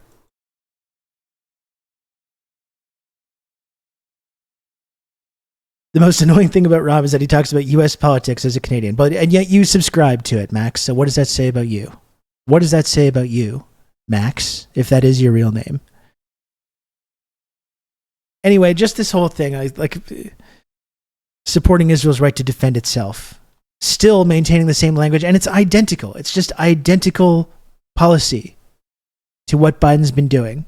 And then the tone isn't even different at all. It's literally word for word the exact same policy. And that's not going to change. Yeah, we know it's not going to change. Let's take a step back. October 7, 1,200 people were massacred. That's not true. Many young people who were simply attending a music all this, festival. Still saying this Women were stuff. horribly raped. As I said then, And I the say and the today, rape Israel stuff as well. Has a right to defend itself. We would. Just repeating all of the same narratives about October 7th that have been repeatedly debunked, or at the very least, challenged heavily. And focusing on, this rape story, for which, as we keep pointing out, that there's zero evidence for. Literally zero evidence that any of that transpired whatsoever. While ignoring the long legacy, including just recently, of systemic rape and torture in Israeli prisons. That's been going on not just since October, but for decades and decades. This is not a conspiracy. It's not like, oh, did this happen? Did it not happen? They not only did it happen, and they acknowledge that it happened, they're supporting the people that carried it out. One of these fucking rapist torturers has become an Israeli celebrity now. And we're still doing this whole thing about October 7th, and also ignoring all of the violence that the occupation has resulted in the decades prior to that.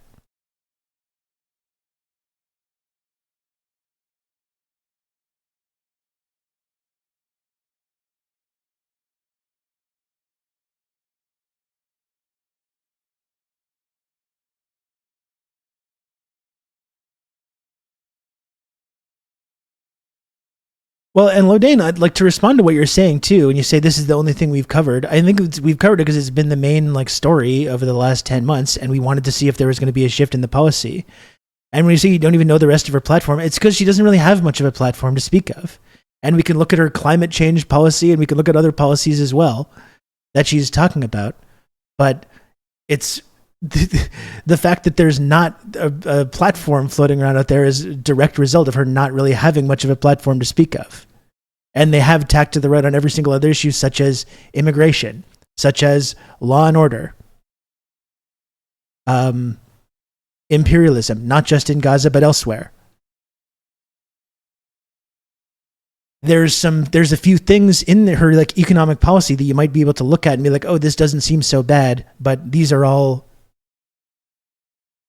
words written on a paper and ideas that they have when the Democratic Party have a long history of campaigning on things and then not doing them. And doubling down on fracking as well. Yeah.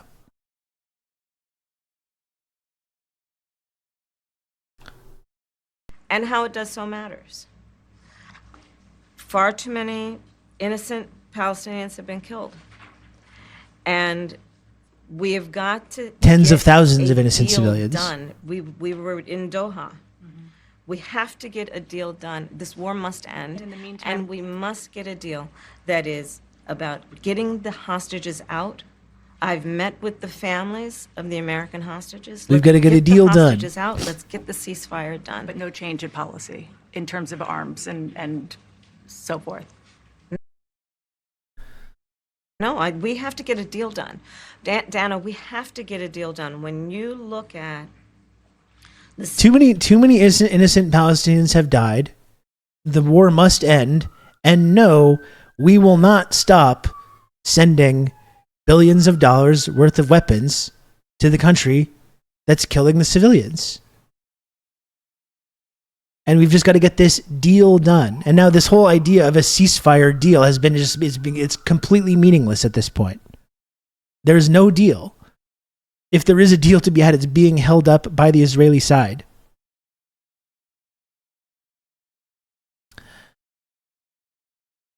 Significance of this to the families, to the people who are living in that region.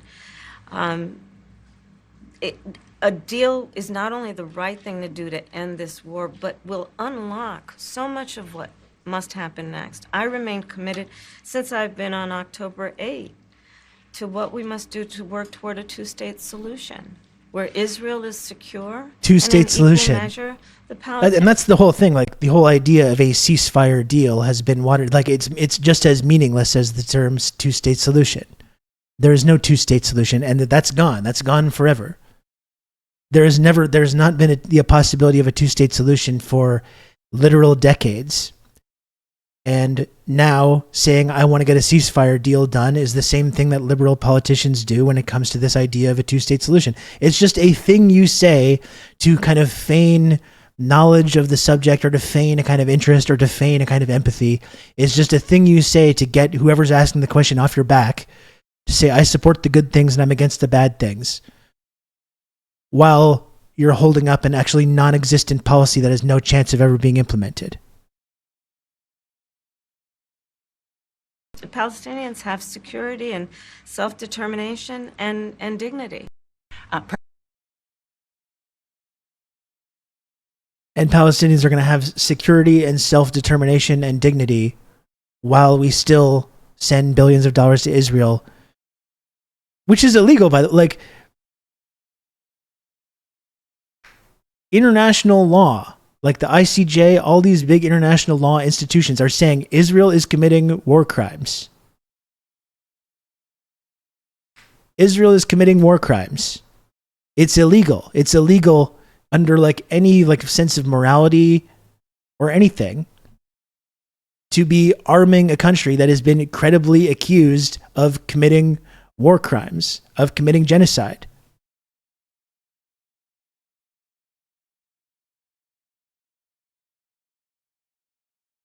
And there's no talk of ever doing that, of ever stopping.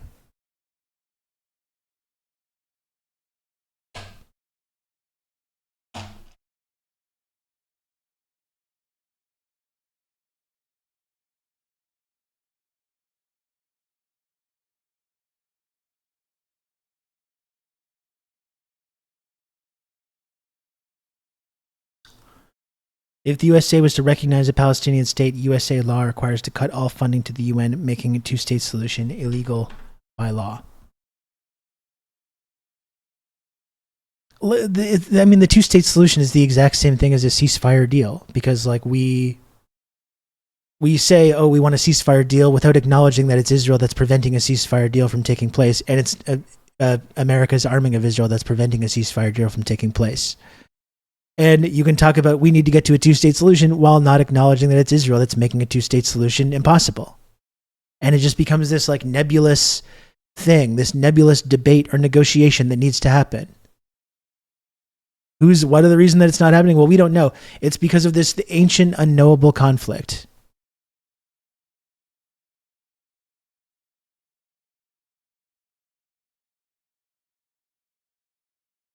And Lodane, I want to respond to what you're saying here, okay? If you want me to admit that the Harris administration, whatever their announced policies are going to be marginally better on women's rights, on LGBTQIA plus rights, on women's rights, reproductive justice, I agree. I think they will be. And on labor issues as well. We've talked about it. There's differences between these two parties. If you want me to acknowledge that, I acknowledge it. And if that's something, whoever's watching this, if that's what motivates you as a person, if you feel important that these rights are going to be protected, go for it. Like I'm not going to tell anyone what to do. What I'm interested in talking about is where these parties overlap. And when they're overlapping on the mass murder of kids in Gaza, I want to continue talking about that. Until as long as it's going on. Believe me, like I would much rather not still be talking about this. I would really rather prefer to not ever talk about this ever again. But unfortunately, it's still ongoing. So it's like we were kind of forced to.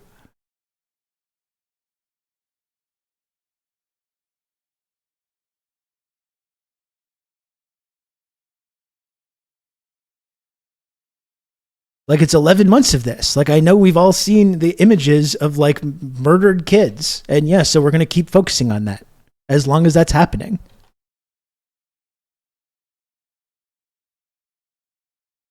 But like, climate is another issue, for example, where you can point to, and by the way, here's the poll to say that this is not only like a morally correct position to cut off funds and arms to Israel. It's not only morally correct to do that, it's also politically popular. CBS poll, 61% of Americans oppose weapons aid to Israel's assault in Gaza.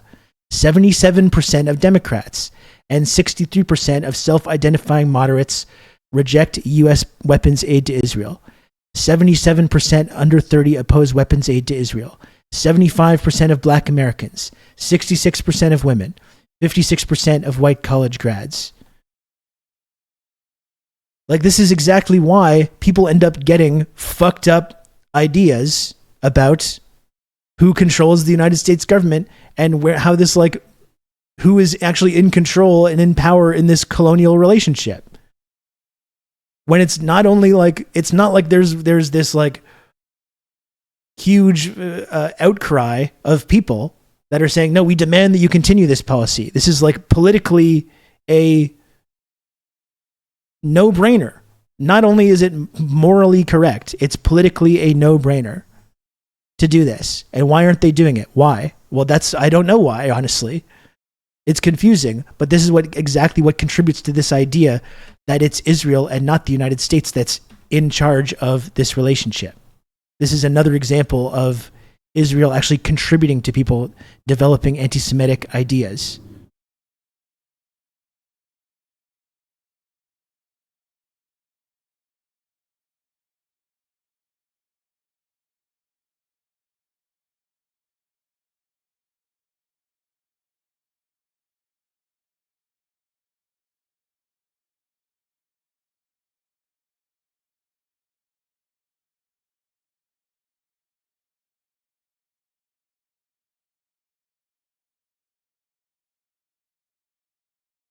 I want to find a longer clip on this. All I can find is like right-wing guys clipping this and using it as a kind of a gotcha. But here's her quote that's going viral on climate policy, which is another example where we're supposed to be able to point out the differences between these two parties. That the climate crisis is real, that it is an urgent matter to which we should apply metrics that include holding ourselves to deadlines around time. We did that with the Inflation Reduction Act. While doubling down on fracking, doubling down on domestic oil production. You know, we've talked about what's in that Inflation Reduction Act that she's talking about. It's tax breaks to corporations to build EV battery factories and solar panel factories domestically in America. That's all it is. Like, that's what it is. While doubling down on domestic oil production, continuing fracking, because you can't upset the people that work in the fracking industry. You can't like offer them a different alternative. Then you lose Pennsylvania.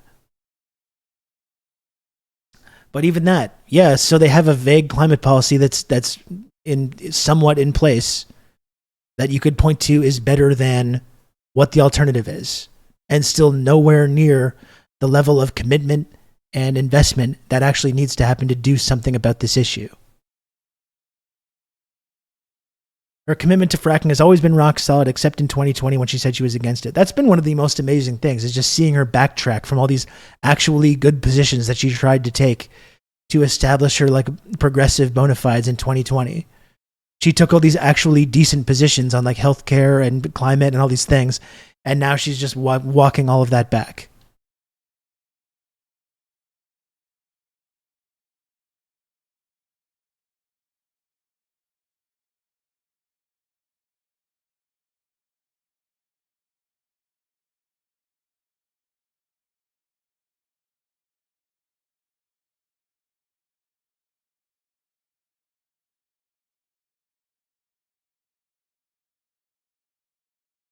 Here's the border stuff. Another issue where there's like Democrats and Harris are supposed to be better. Joe Biden and I and our administration worked with members of the United States Congress on an immigration issue that is very significant to the American people and to our security, which is the border. And through bipartisan work, including some of the most conservative members of the United States Congress, a bill was crafted, which we supported, which I support. And Donald Trump got word of this bill that would have contributed to securing our border, and because he believes that it would not have helped him politically, he told his folks in Congress, don't put it forward. He killed the bill. And by the way, it's worth pointing out as well, like, remember Obama's so Obama deported more people than in American history than any other president. In exchange, they crafted a bipartisan bill, the DREAM Act, to protect like children of immigrants and people that have been in America their whole lives, and making sure that they can become naturalized. Like, just imagine that. That now seems unthinkable. Now they're just like doubling down on all the immigration stuff, all the like border concentration camp stuff without any, they're never even bothering to mention any of the dream stuff or any of the maybe positive things that you might be able to point out. You know, they're not even mentioning any of that. That's long gone. They're not even mentioning protecting any of those people. Now it's just pure supporting DHS, getting to Trump's right, getting to the Republicans' right.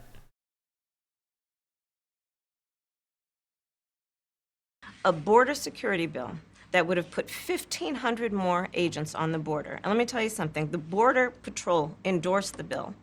And I'm sure... The DHS who are fucking frothing at the mouth fascists who love Donald Trump. And 1,500 more agents would help them. That bill would have allowed us to increase seizures of fentanyl. Ask any community in America that has been devastated by fentanyl what passing that bill would have done to address their concern and a pain that they've experienced. So you would push that legislation again. I just want to Not ask only about... push it, I will make sure that it comes to my desk and I would sign it. The Brown Shirt Union endorsed our More Brown Shirts bill. Yeah, congratulations. Well done.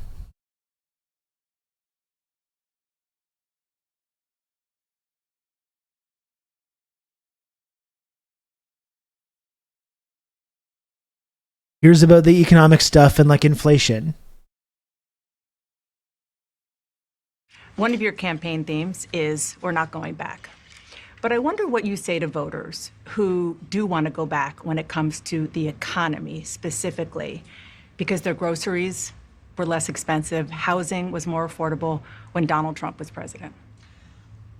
Well, let's start with the fact that when Joe Biden and I came in office, during the height of a pandemic, we saw over 10 million jobs were lost.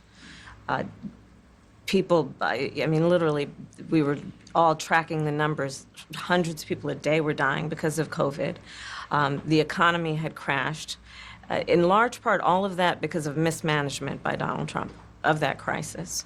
When we came in, our highest priority was to do what we could to rescue America. And today, we know that we have inflation at under 3%. A lot of our policies have led to the reality that America recovered faster than any wealthy nation around the world.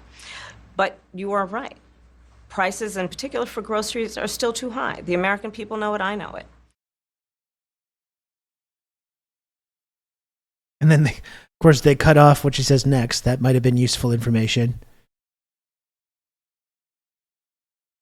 That may have been useful information to have, what to do next.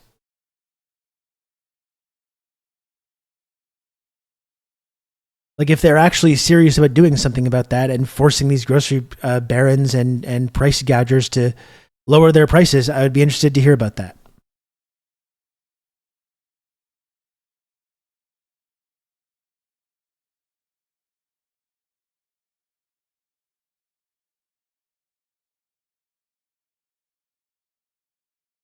Do you have the question about a potential cabinet? Yeah, we can find that.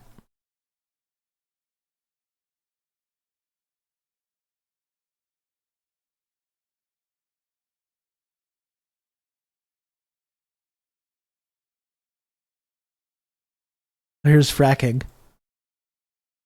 When you were in Congress, you supported the Green New Deal.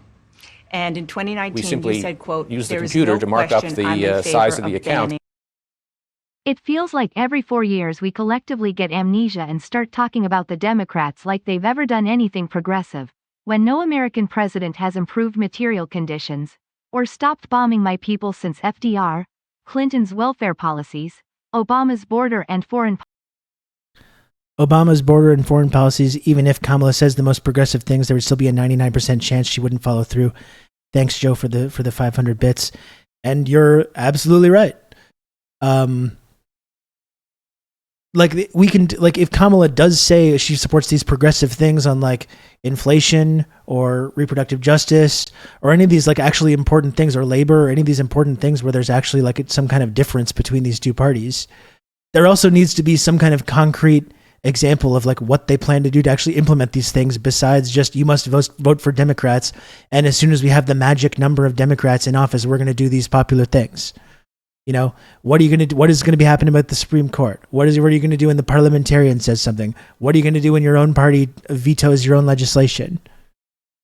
Like, that needs to actually be addressed. And no one should be foolish enough to think that like, oh, look at these progressive things in their policy. Hillary had a lot of progressive things that she ran on in her campaign as well, in her campaign platform. So did Biden. Biden's like Build Back Better agenda was genuinely, there was some like transformative things in there, and the PRO Act, really important actual stuff that if they had actually done, Biden would have been maybe on a domestic economic side remembered among like presidents like FDR, but they didn't do it. Why didn't they do it? Their own party said no. The Supreme Court said no. There's all these obstacles, and they didn't do shit about any of that. They didn't do shit about their own guy, Joe Manchin, vetoing the president's signature piece of legislation that he campaigned on. They didn't do anything. So no, we can talk about some of these things that they're campaigning on, but no one should be foolish enough to think that like, oh, this is what they believe in now. They're changing direction. They're embracing all these popular economic policies.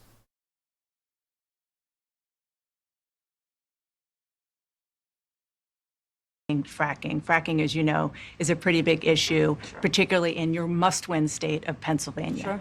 Do you still want to ban fracking?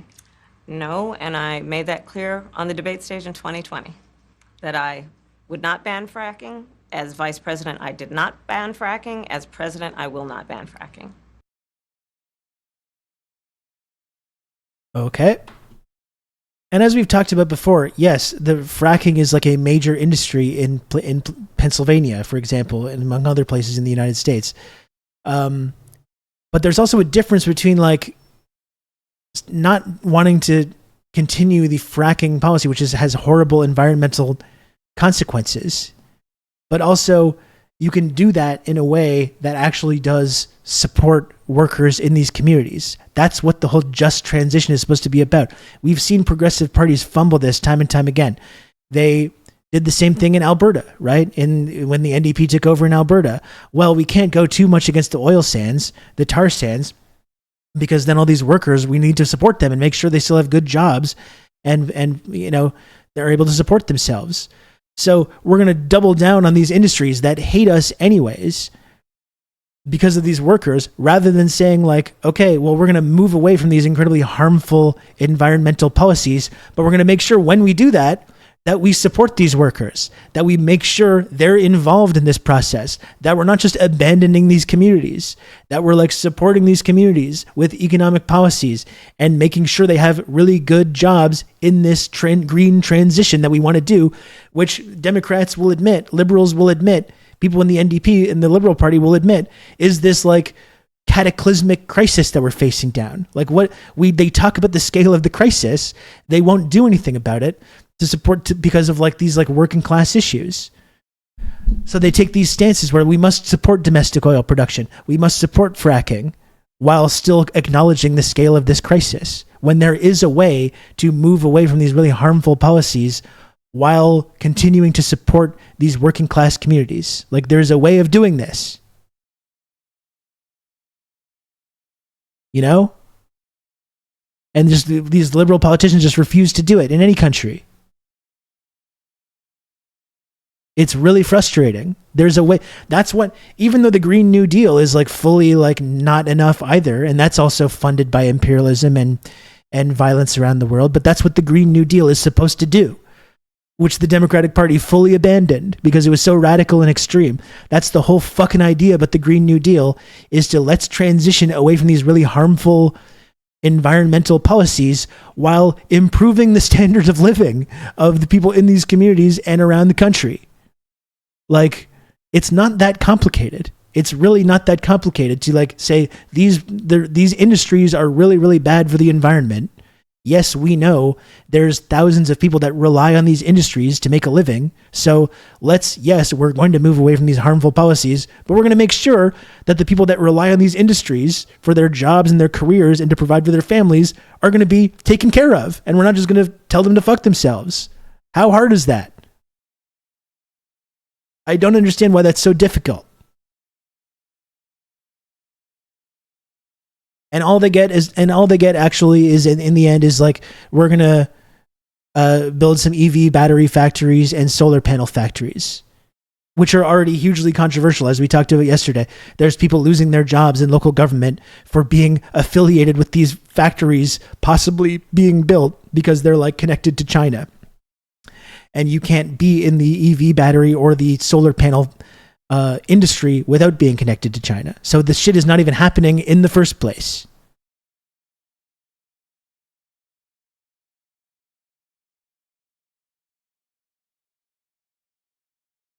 We need those moderate Republicans and the moderate conservatives, the moderate tar sand workers, which all despise the NDP and they despise the Democrats uniformly.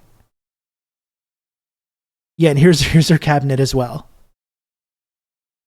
Thank you, Dimitri. Republican speakers at the convention. Will you appoint a Republican to your cabinet? Yes, I would. Anyone in mind? Yes, I would. No one in particular in mind. We got 68 days to go with this election, so I'm not putting the cart before the horse. But Good. I would. I think it's really important. I have spent my career inviting diversity of opinion. I think it's important to have people. They're a threat to democracy, but put them in the cabinet. Decisions are being made that have different views, different experiences, and I think it would be to the benefit of the American public. The to team have of a member rivals. of my cabinet who was a Republican. Had a lot of Republicans. Like, Jesus.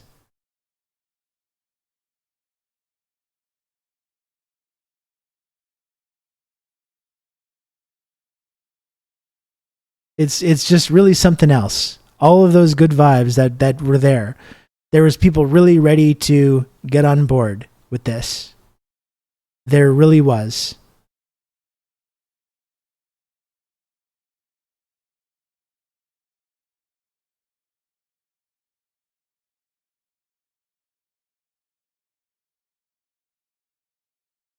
And that's just like completely gone now.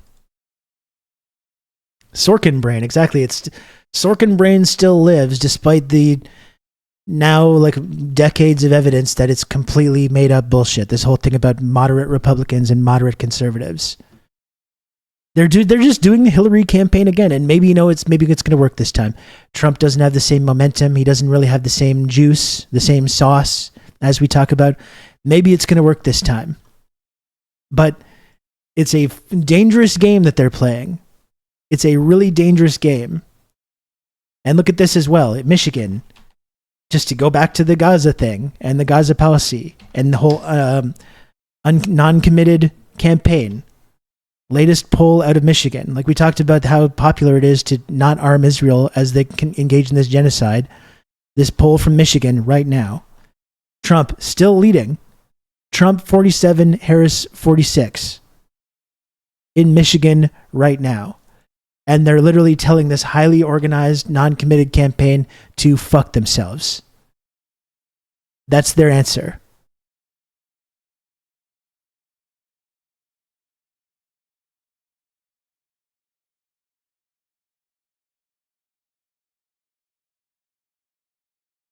It's just insanity. It's insanity what they're doing.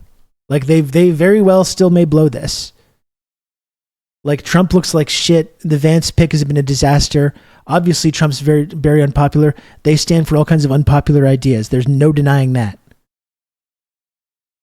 But they still very well may blow this by doing the exact same thing that they do every single time. And I say they, I'm talking about liberal politicians in Western liberal democracies. We see the same thing in Canada and the UK and France and everywhere else. France right now is doing that exact process to mark up the size of the account, telling the left to fuck themselves. There's like a coup going on in France right now because people voted for a left-wing government. Which, if this was happening in Latin America or Asia, we'd be talking about sanctions and sending in the troops. Dimitri, thanks for the 200 bits. And if anyone else does want to support the show, remember it is September. Please support the work that I do here on Twitch. I got about another hour and a half to go or so I'm not going anywhere yet. But if you can, please support the work that I do on here. Right now, batch gift subs and upscaling your subscription from a 1 month to a 3 month or 6 month on sale. So if anyone wants to come through with some batch gift subs, really, really helpful to me. Help me make the number go up, and it's on sale right now. No reason not to do it. I think it's just a no-brainer. It's a no-brainer decision, if you ask me.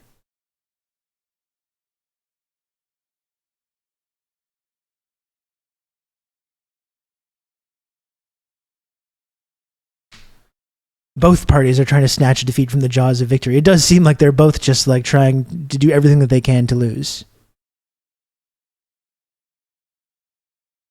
Did you see that Muslim woman for Harris Walls who said they were going to disband their campaign because a Palestinian couldn't speak at the DNC and decided to endorse 99% evil? I don't doubt it. I mean, look, we talked about the other week, like it was just like the easiest thing that they could do. The easiest thing that they could do is just allow someone from this campaign to speak, and they couldn't even do that. That's how much contempt they have. That's how much absolute contempt they have for people that care about this issue.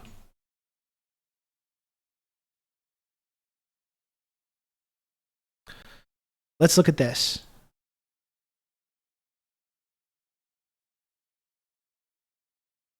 Any takers on this September deal? On this call to action, this thus far unsuccessful call to action. Do you have any fine individuals want to come through and support this program? And remember, the tips as well, also very, very helpful. You can count on me. You're going to have good old Rob to talk you through all this. Thank you, Crackle Bear, for the 35 months. Very, very close to the 36-month, 3-year Pearl sub badge.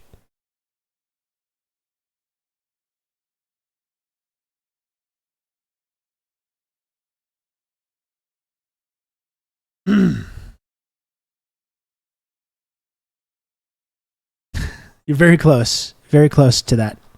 And I love that for you.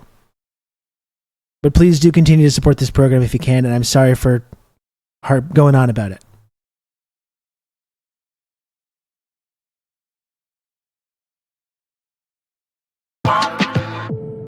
Breakthrough news, and you are watching the Freedom Side here. I am one of your hosts, Eugene Puryear, here as always, or at least most of the time, alongside my intrepid co-host Rania Khalek. Rania, great to be back with you. It's great to be back on with you, Eugene Puryear, most of the time. Well, listen, regular viewers know that sometimes, things are happening. We're moving around. You're reporting live on the ground from Caracas, different things. Bleep Lord, thanks for the 420. It's the weed number. Thank you. Poo, poo, poo, poo, poo, poo, poo. And thank you for that contribution as well. Things like that. So, it's a nod to those who watch every week. Mm-hmm. Always a nod to those who watch everything. Today I've got 2 mugs. I've got my coffee mug and my water mug, which I think is really funny. I just wanted to, so there's just going to be different mugs happening. Well, listen, I think that people in the audience will be very happy. It'll help them. No Palestinian American speaker at the DNC. I agree with what Ali Abunimah said about this. There's any outfit I don't want to feel seen by. It's the one committed to and actively engaged in the extermination of my people. I think that's like the most amazing thing about it to me, Carnova, is that it wouldn't even have been a signal of any shift in their policy. It's literally just like the lowest of low bars. It's literally just throwing some crumbs to this community that's desperately trying to signal to them that they want to be on board with their program. It's like, we want to support you. We want to organize. We want to go vote for Democrats. We want to support this campaign. Just, can we have a small crumb just to indicate, even on some cynical, superficial level, that you care in some small way about our friends and family members being murdered? And the answer from the Kamala Harris campaign and the DNC was no. No crumb. Like, it's honestly like shocking to me. Really. Like, not even that. Not even that. You can't even do that.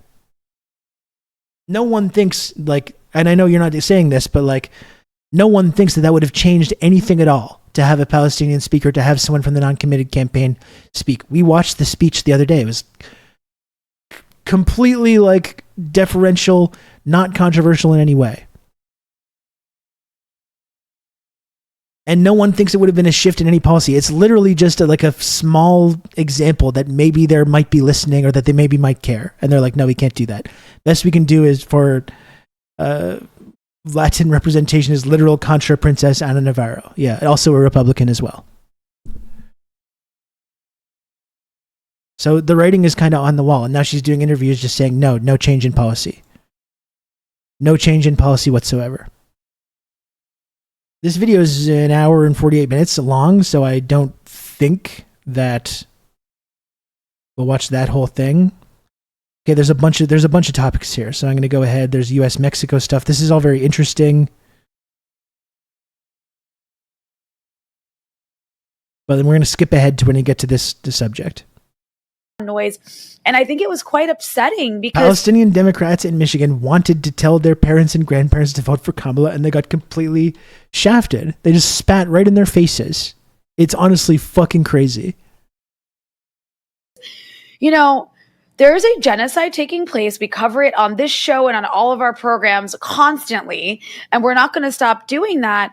But it's just, it really leads to disillusionment when you see how there's so many people who, despite the fact that 80% of people who are like the base of this party support not just a ceasefire, but withholding weapons. Yeah, remember, it's not just Arab Americans in Michigan. It's like a vast majority of the people in the party. I think they've just abandoned Michigan. Well, that's a smart electoral strategy. Is that important? I'm an ignorant Canadian. Is that important in the electoral college and in their electoral chances? I can't remember. Israel to stop this from happening. It's like in our social media feeds every day.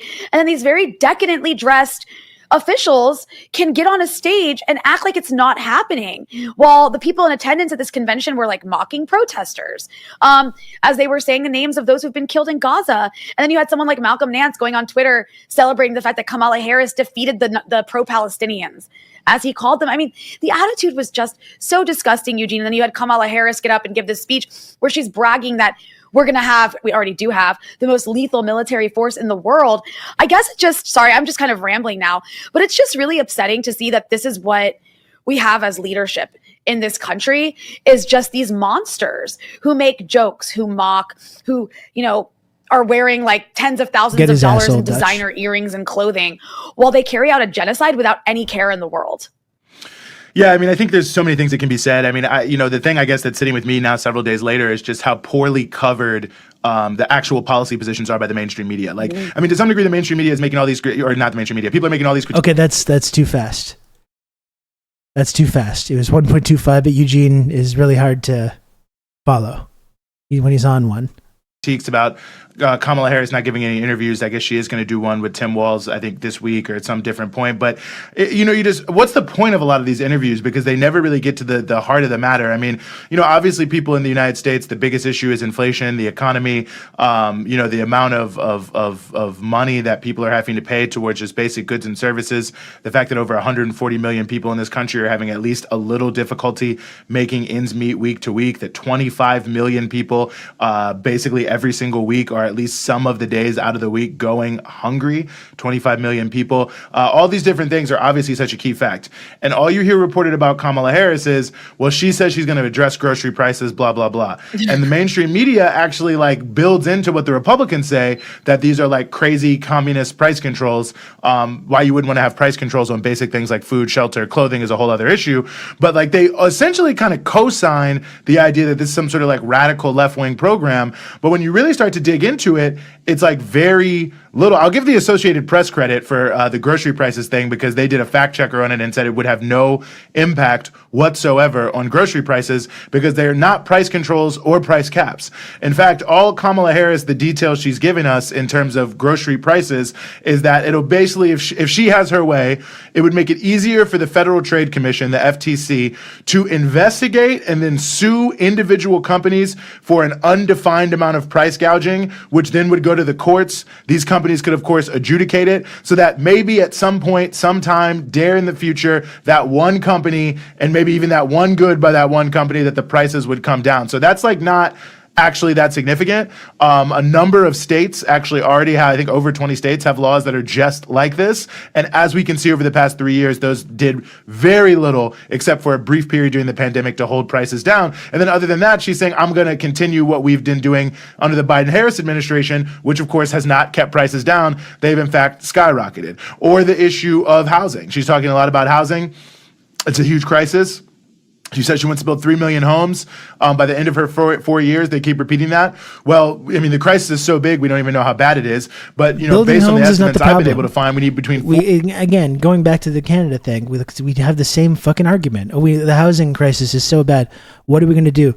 Build homes. Well, what does that mean? Who's building the homes? Real estate developers, not the state.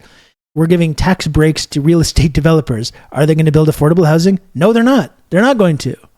They're going to build more McMansions so they make profits. Like that's what it comes down to. We're going to build more homes, 3 million homes, 5 million homes. Build fucking 10 million homes. If no one can afford to live there, it doesn't change anything. It's going to be deregulation and luxury homes. That's it. Yeah, there are already plenty of vacant homes, like Brandon's pointing out. Banning corporations from owning homes is what's needed, and that's not what they're going to do. And weirdly enough, I'm seeing talk like from the conservative side about that kind of thing.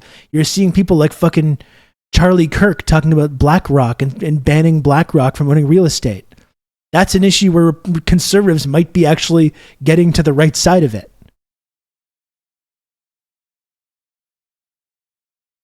Banning Airbnb is needed as well.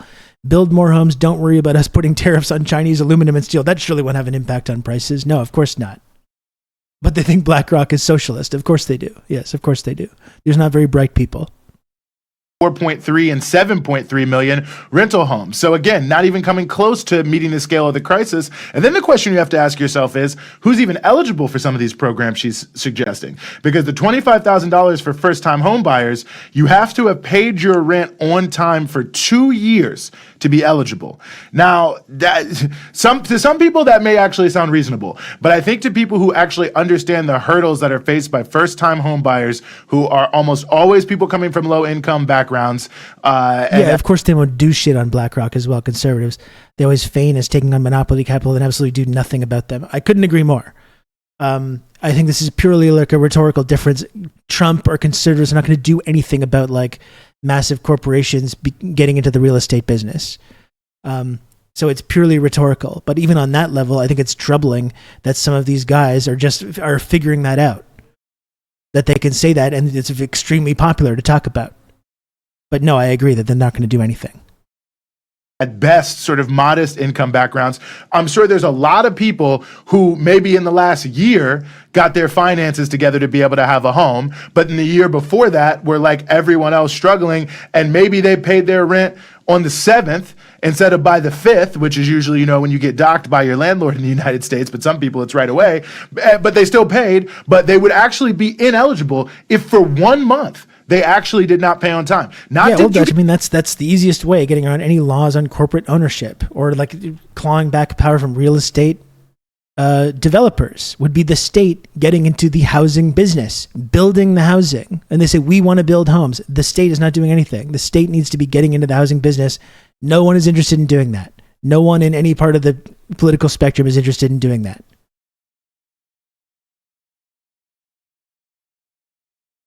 Get evicted. Not did you get evicted. So you could actually have paid. Flood the market and with the land well-built, rent-geared to income housing and let the competitors adjust. Yeah, and that's no one in the Harris administration, no one in the Liberal Party, no one in the NDP is making this kind of argument. Nobody.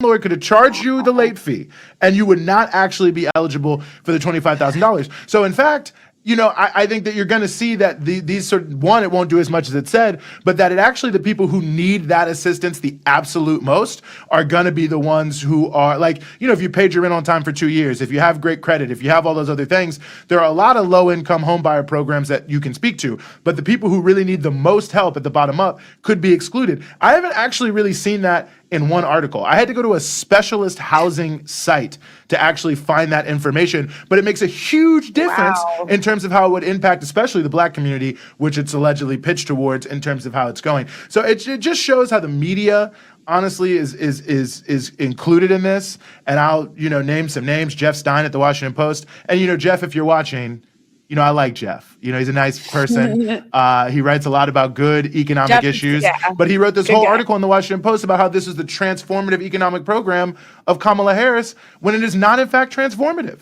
You know, you don't have anyone actually talking about the scale of the problem. And so how can people make an informed choice? And I'll just stop there. How can you make an informed choice in the election if you got 2 kids, you're running around, you're trying to make ends meet, Hello, you just want to read the news real Happy quick to try to Rights figure Day. out what's going on so you're not ignorant, and you read Kamala Harris, transformative change, $25,000 for first-time home buyers. She's going to keep down grocery prices, blah, blah, blah, blah, blah. Well, that price sounds great. And then you're going to vote, and then you're going to be like, well, wait a second. I thought this was supposed to happen. And so you got to blame the Democrats. You got to blame the Republicans, of course, for lying to people about what they're going to do. But to me, you got to blame the media that doesn't want to look beyond the sort of corporate centrist business roundtable approach to the world, which they have. And the Business Roundtable is the biggest lobbyist for all Fortune 500 companies, where anything that is like, you know, to the left of, I don't even know, like if it's to the left of Joe Manchin, it's some radical left-wing program. I mean, Eugene, it's just such a joke. And then the other thing too is the way that the media covers up the fact that you actually do have more choices depending on which state you're in than these 2 candidates than Kamala Harris or Donald Trump. Like, but you wouldn't know if you watched CNN or the New York Times that there are several third-party candidates running. I mean, I'm not a big fan of all of them, but a lot of them have way better policy positions or just policy positions in general compared to these 2 parties that are shoved down our throats. Like, we really don't live in a democracy. I don't know how anyone can sit there and say with a straight face that we do when we have these 2 corporate candidates who have either similar or the same policies, or if they're different, like it's really, really, really superficial and doesn't speak to the things that people care about and need the most.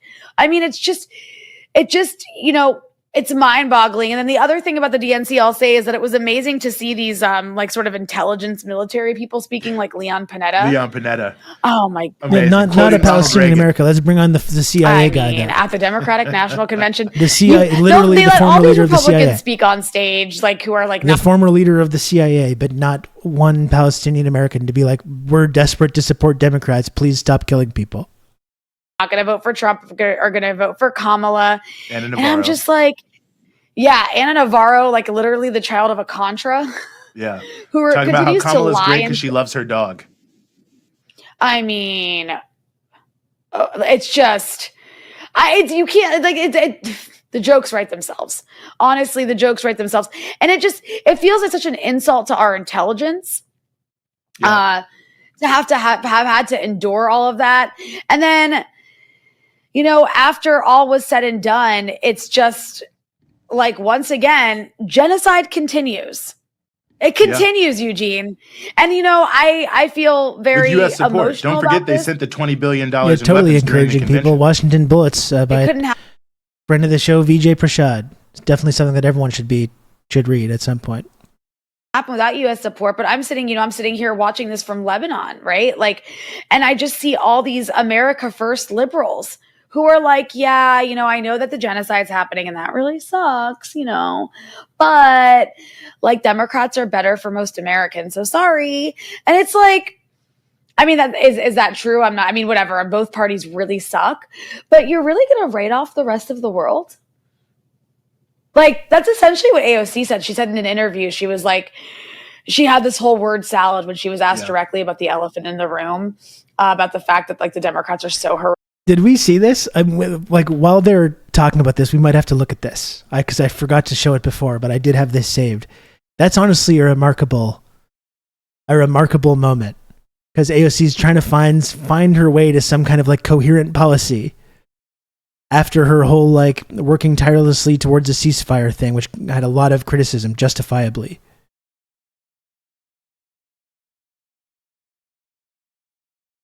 And what did she say? Let's take a look at what she said before she gets into this.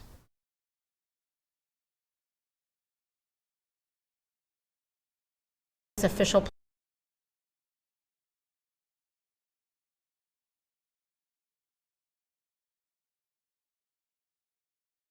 Neither party's official platform, in my opinion, is good on Palestine. I don't think either party right now is doing justice to Palestinians. That doesn't mean that they're the same. I think that a Donald Trump president... But it is, though. Like, they are the same. On this policy, they're the same. Like, that's like, let's just be clear about that. Palestinians. That doesn't mean that they're the same. I think that a Donald Trump presidency would be absolutely catastrophic. I mean, he's coming out here saying finish the job of a genocide. Donald Trump would be a catastrophe because he's coming out there and saying, finish the job of a, quote, genocide. Where did this genocide come from? Which she acknowledges. This genocide that's being fully funded and supported by the Biden administration, which she has indicated that she supports, and the Kamala Harris administration, which has indicated that there's no change in policy. Like, they're still sending more weapons shipments. Like, it's honestly fucking insane to try and have this triangulation that Trump's going to be worse. He's saying finish the job of a genocide. What is genuinely, really, what is Trump going to do that's different? Like, honest question. How would what Trump be doing be any different? Other than he's going to say he's going to stop feeling bad. And they're going to stop doing this performative, like, empathy thing. Like, in what way? I find that quote, like, incredible. He's going to finish the job of a genocide. And, like, using this kind of coordinated language with Netanyahu as well, who's openly, like, campaigning against the administration that you support, that's sending him the weapons to do this genocide in the first place. Can you imagine how much worse it would be than this Holocaust that we're full-throatedly supporting? I mean, I can't imagine. Like, maybe it would, maybe it will be. I don't know. No one thinks it's going to be better, obviously. But I genuinely don't understand in what way it could be worse. Like, what have they done? They've not withheld one. There was one weapons shipment like 4 months ago that they kind of hesitated on for like a few hours, and then it went right back to the status quo.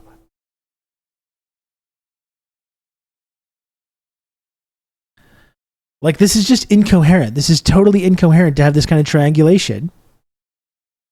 There's a lot of people with our politics that are having a hard time getting there in terms of supporting Kamala Harris. How do you think we help them get there in November to beat Trump? Yeah, well, I mean, I think, first of all, it's important to emphasize how valid it is. We're looking at over 40,000 Palestinians that have died under Israeli bombardment. And the current U.S. administration has been continued to provide weapons to Israel that have been dropping on innocent Gazans. To me... But then she's at the DNC saying they're working tirelessly for a ceasefire. Like, what the fuck? We simply use the computer to mark up the like, size genuinely. of the account. We hear and see you. Thank you, Dimitri. Your accusations of genocide are totally valid. I don't know what she thinks being cowardly on the issue would reward her with. Like, it just gets stink on her for nothing. Exactly. It's meaningless. No one likes it. No one appreciates it. The pro-Israel people think that she supports Hamas, and everyone else that actually cares about this knows full well that she's supporting the administration that's been arming and funding this genocide from the beginning. They've been working tirelessly for a ceasefire, support the Joe Brandon administration, support the Kamala Harris administration. And she says the current U.S. administration has been continuing to provide weapons to Israel that have been dropping on innocent Gazans. Like, what the fuck? And how is that congruent at all with this working tirelessly for a ceasefire line that she used? We, Democrats, think it's important to hold space and be intentional about committing a you-know-what. Gilf of Tonkin, thanks for the 29 months. Like, this is just insane to me. To me, when I process this, I weigh through all of the people living under extreme levels of oppression, especially outside of places even like New York. I think about the women that are bleeding out in ER rooms because they live in red states. I think about trans kids that are living in places where their entire families are trying to figure out if they need to pack up their entire lives and move somewhere else. We have to hold all of those things at once. And so to me, the conclusion that I've come to is having more people suffer to put on top of the already horrific suffering that's going on in Gaza is not something that I think I'm comfortable with. Chad, I will leave it up to you to decide whether you're convinced by that. And if the Harris administration is actually serious about like helping trans kids, about restoring reproductive justice, then I think it would be necessary to have some kind of an indication about clearly, concisely what they're planning to do about these issues, which so far I have yet to see. I see a rhetorical difference. I haven't seen any like clear, concrete, concise policies about what they're planning to do to protect these like marginalized groups.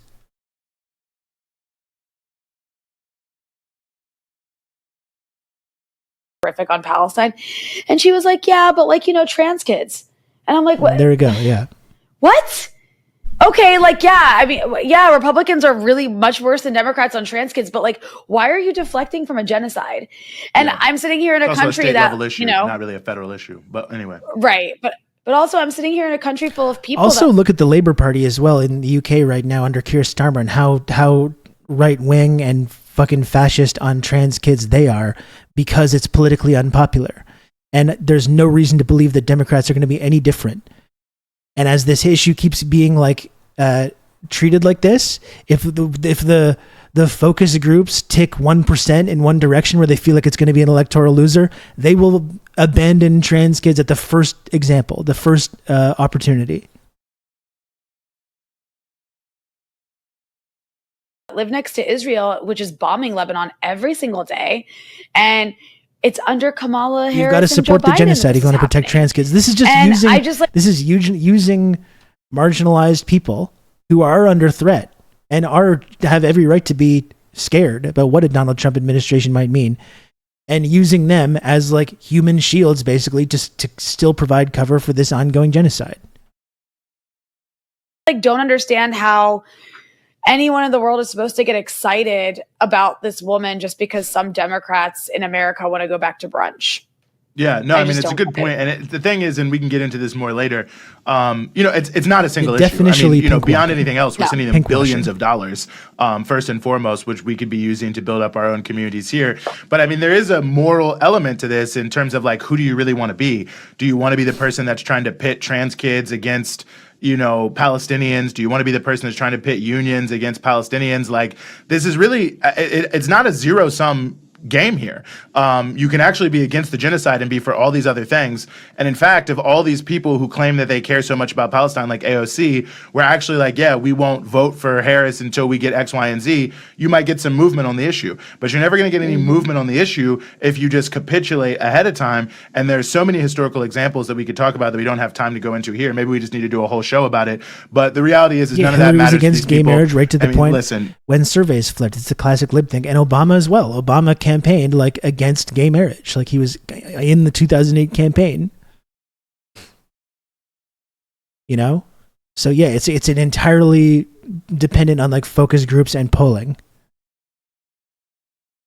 Not actually doing the right thing. You're from the DC area, Rania. You see how much money is generated by this machine on a regular basis. I mean, this is, you hate to be cynical, and we'll move to the next guest on this, but I lived there for 15 years in DC, and the reality is these people who run these two major parties and the media buyers and the consultants and all these people, it's all one big business for them, and they don't want anything to change because they want to have access not to power. They actually have no power. Billionaires have power because they pay for everything, but they want to have access to influence to shape how it looks when they have the billionaire agenda. They know they can't go outside the billionaire agenda, but inside the billionaire agenda, they have a lot of influence to shape how it looks. Groups against one another and forgetting there's a Venn diagram of people who are affected by both policies. Feel powerful, even though they are in fact powerless. And these people are desperate to maintain control of these positions that give them some sense of worth and meaning, no matter who it hurts, no matter what country it destroys, and no matter what planet it destroys, because we're seeing that with climate change. So it's really disgusting.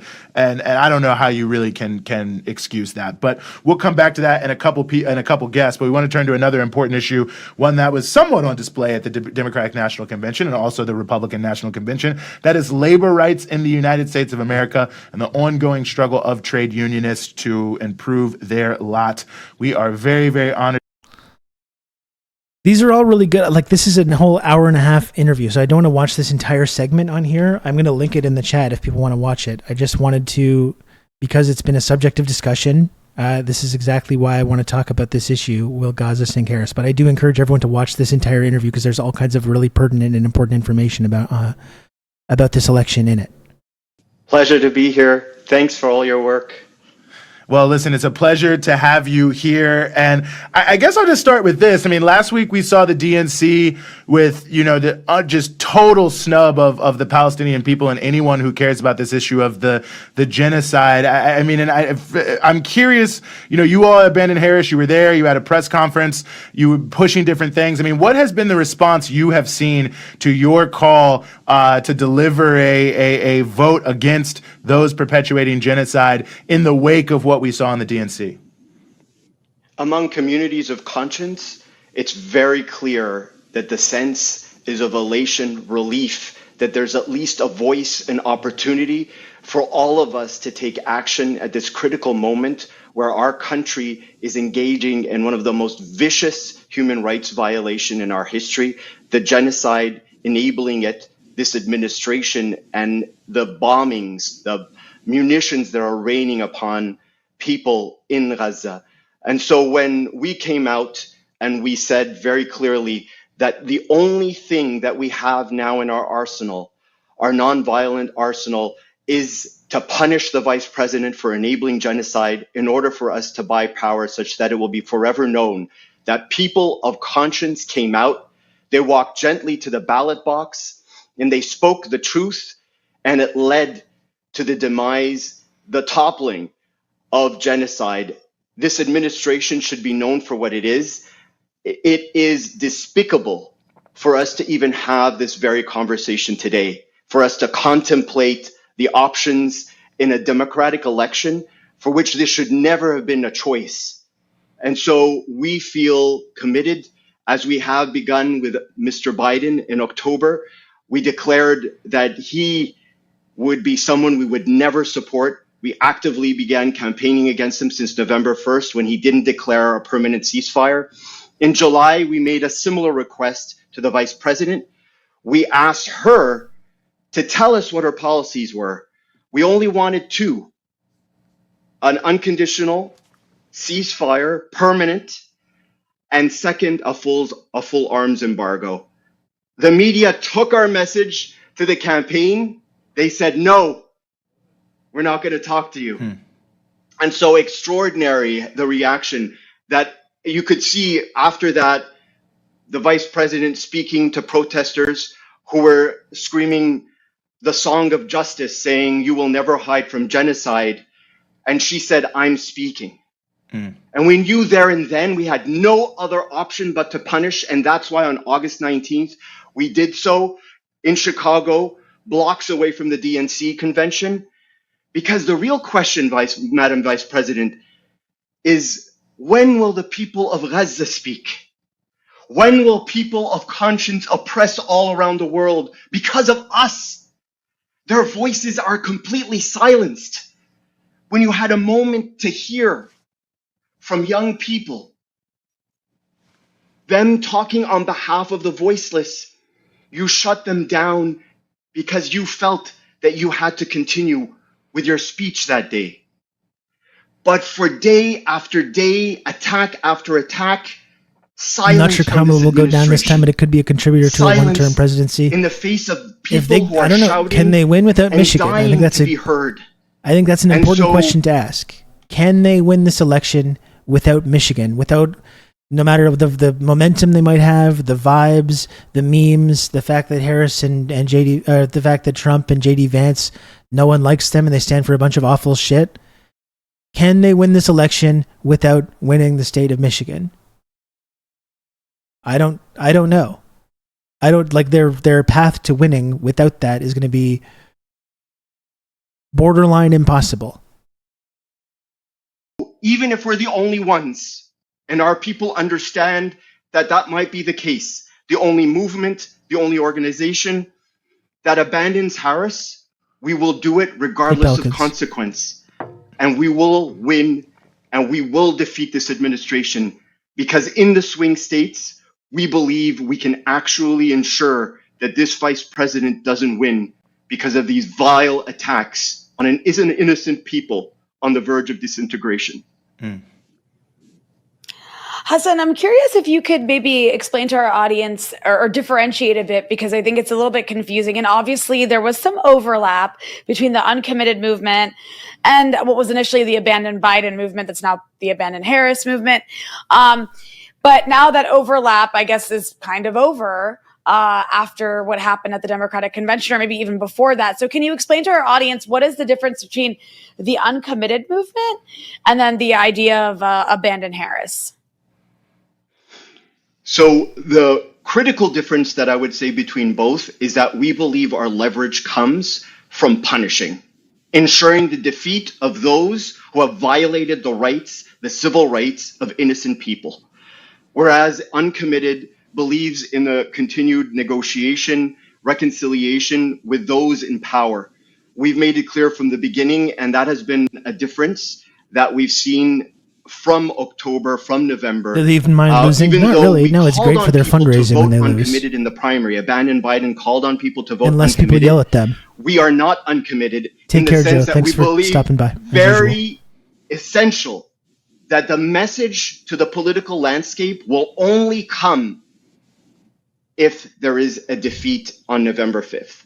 Whereas folks in the uncommitted campaign, they believe that they could still leverage some type of concession from the Democratic Party, from the vice president, by continued interaction, engagement with the party. We were never welcome to the DNC.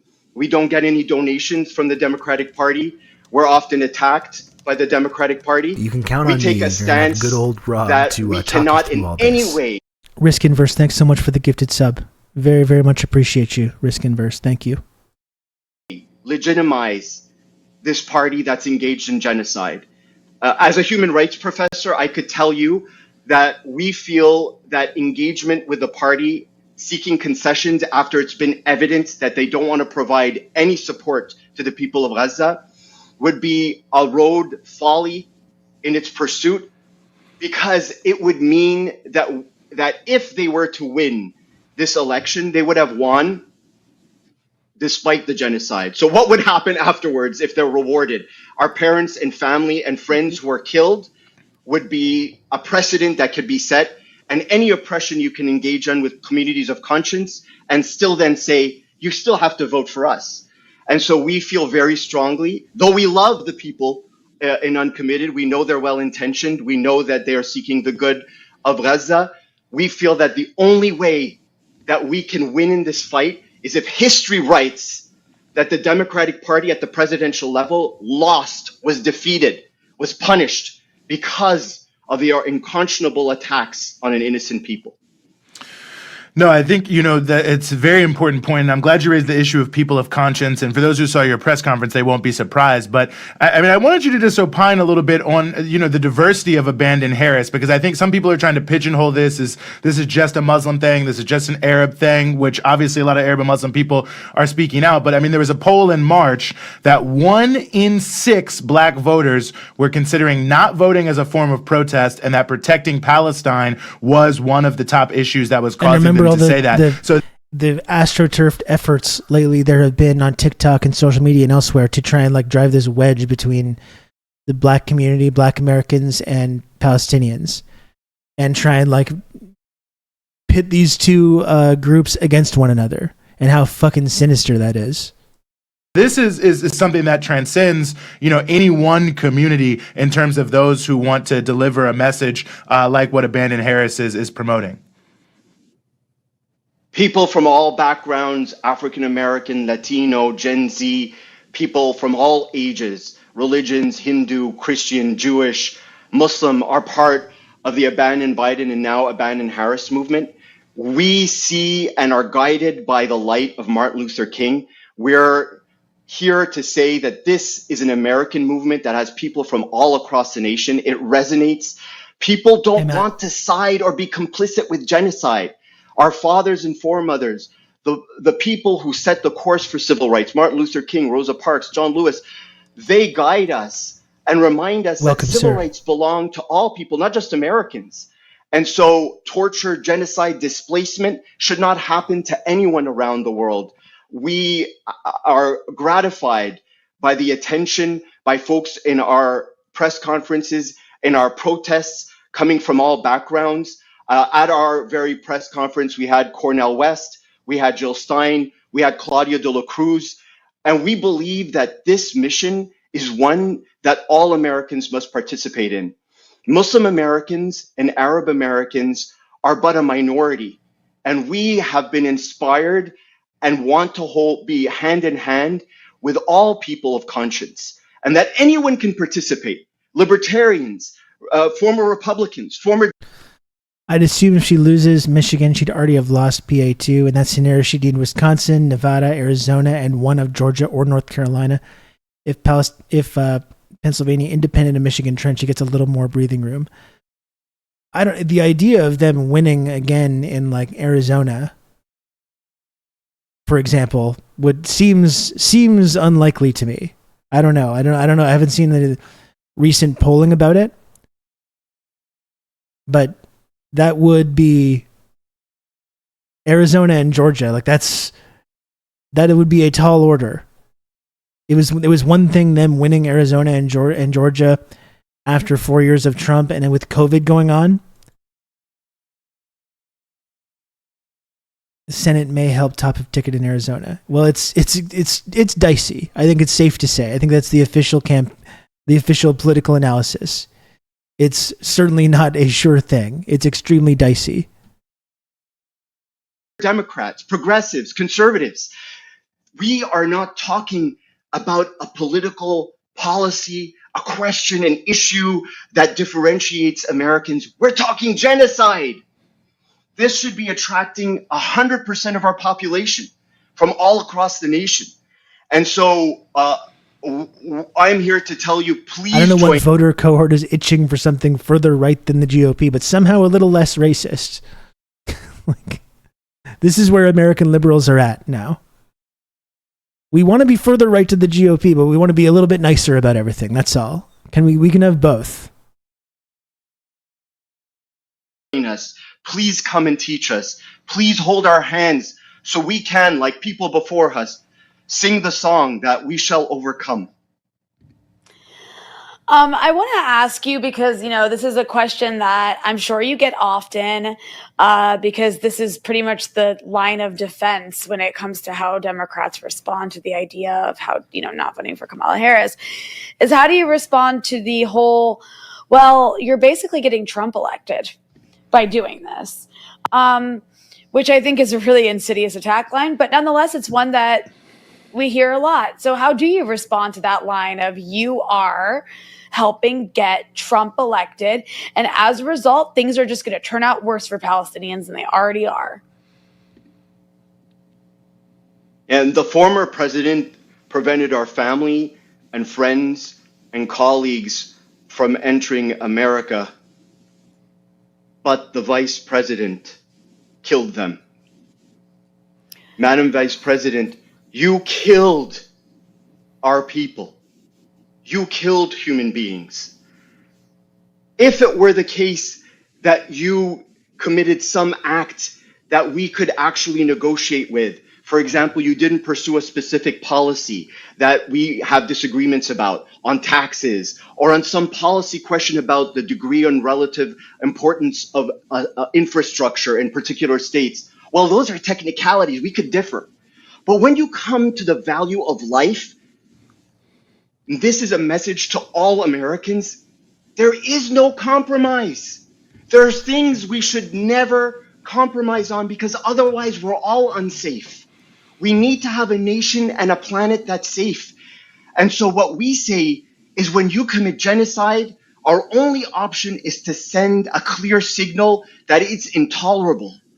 And so the president and now the former president that you refer to, out abandoned Biden and now abandoned Harris, we say 4 years under any Republican is incomparable to 1 day in Gaza.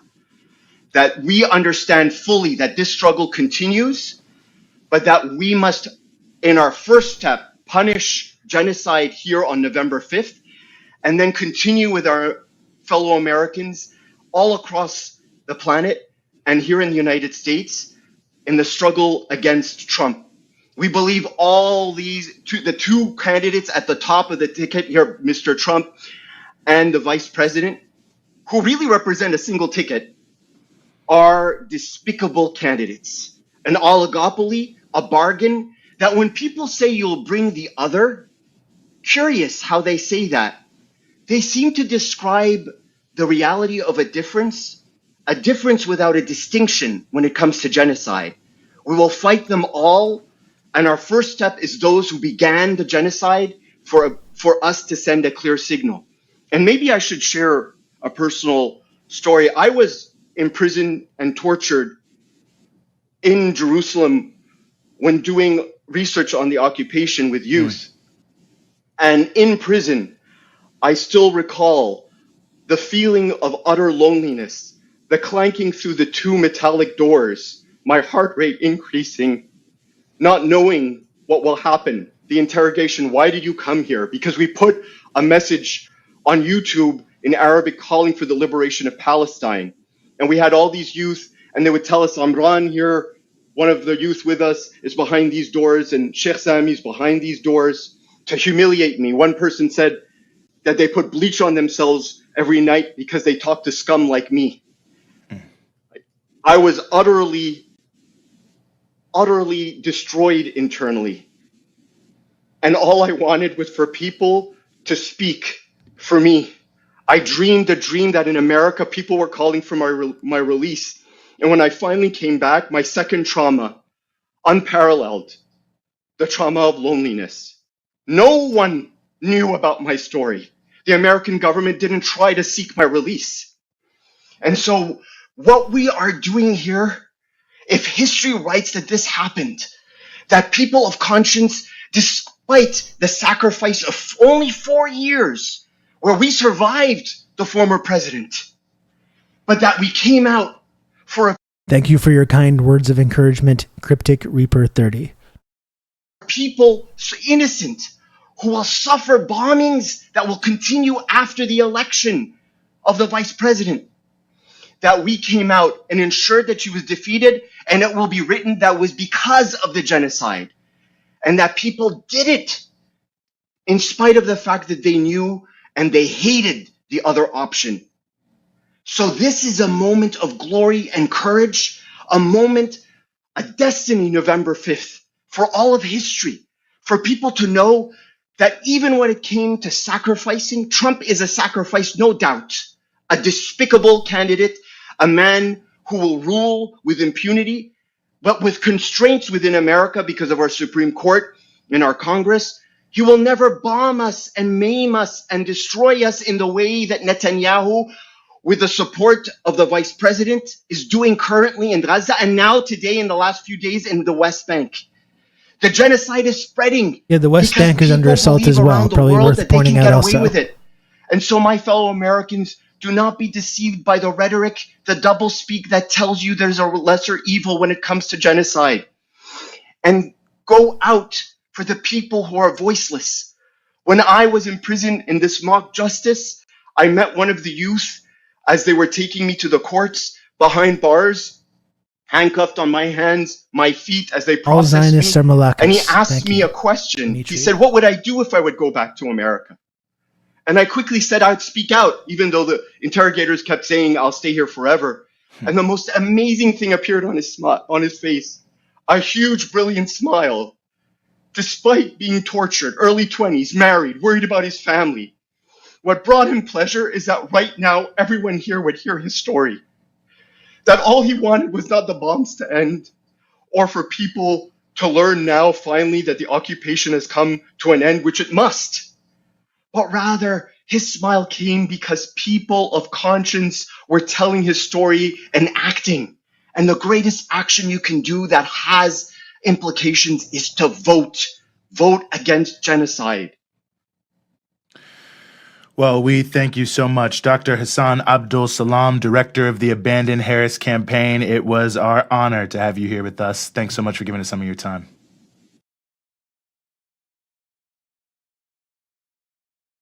I mean, that was really fantastic stuff. Once again, I'm going to link the video in the chat. I encourage you to, watch the rest of it. Make sure you support Breakthrough News. We watch a lot of their content on here, and I think they really do really valuable work. So make sure you're supporting them as well.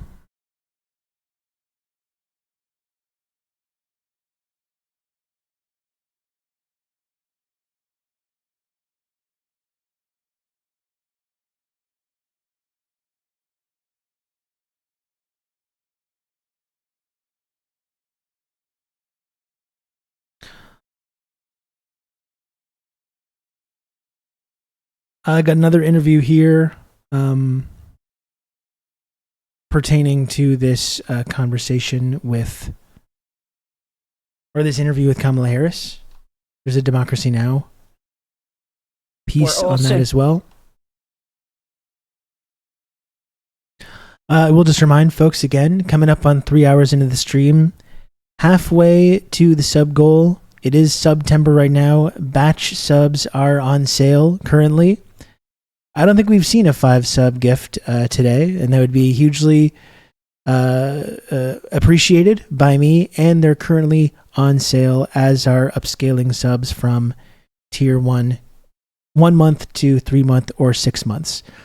So if you just arrived here via the algorithm, if you're a longtime viewer, chatter, listener, supporter of the community, you want to help me out and support the work that I do here on twitch.tv every single day. I'm going back to my regular schedule, doing the show each and every day, barring unforeseen circumstances, which there will be less of in the non-summer hours. But if possible, folks, please do subscribe. Help me make the little number at the bottom of the screen go up. Halfway to the sub goal for today.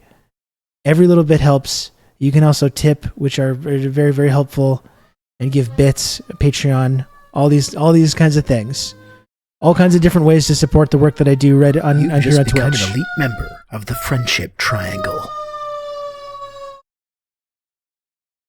The sub police are coming to get you, chat. Is this what you want? Is this what you want? The sub police are on their way. The sub police are on their way. They're coming to arrest you. They're going to get you. Just trying to put out the fire. Top Scruffy, thanks so much for the 5 gifted subs. That's very, very kind of you. I really, really appreciate that. Thank you. There's another maple syrup heist. Yeah, I mean, I live outside a very busy street, so I do get that fairly regularly. Oh, cheese it, it's the fuzz. Thanks again, Top Scruffy. I really appreciate that. And are there any other fine folks out there? You should ask for 5 subs more often. I've been trying. Fuck. I've been trying. I live right near the maple syrup factory. That's correct. Does anyone else want to gift 5 subs? I mean, let's not leave Top Scruffy all alone here. And by the way, in terms of the sub rankings for this month, we got Risk Inverse at number 1, we got Kijiji Genie at number 2, and we got Talks to Wall at number 3. So are there any other 5 sub gifters out there? I think that's an important question. Don't let Top Scruffy show you up. There are ways that you can come through and ensure that you don't get overshined at all.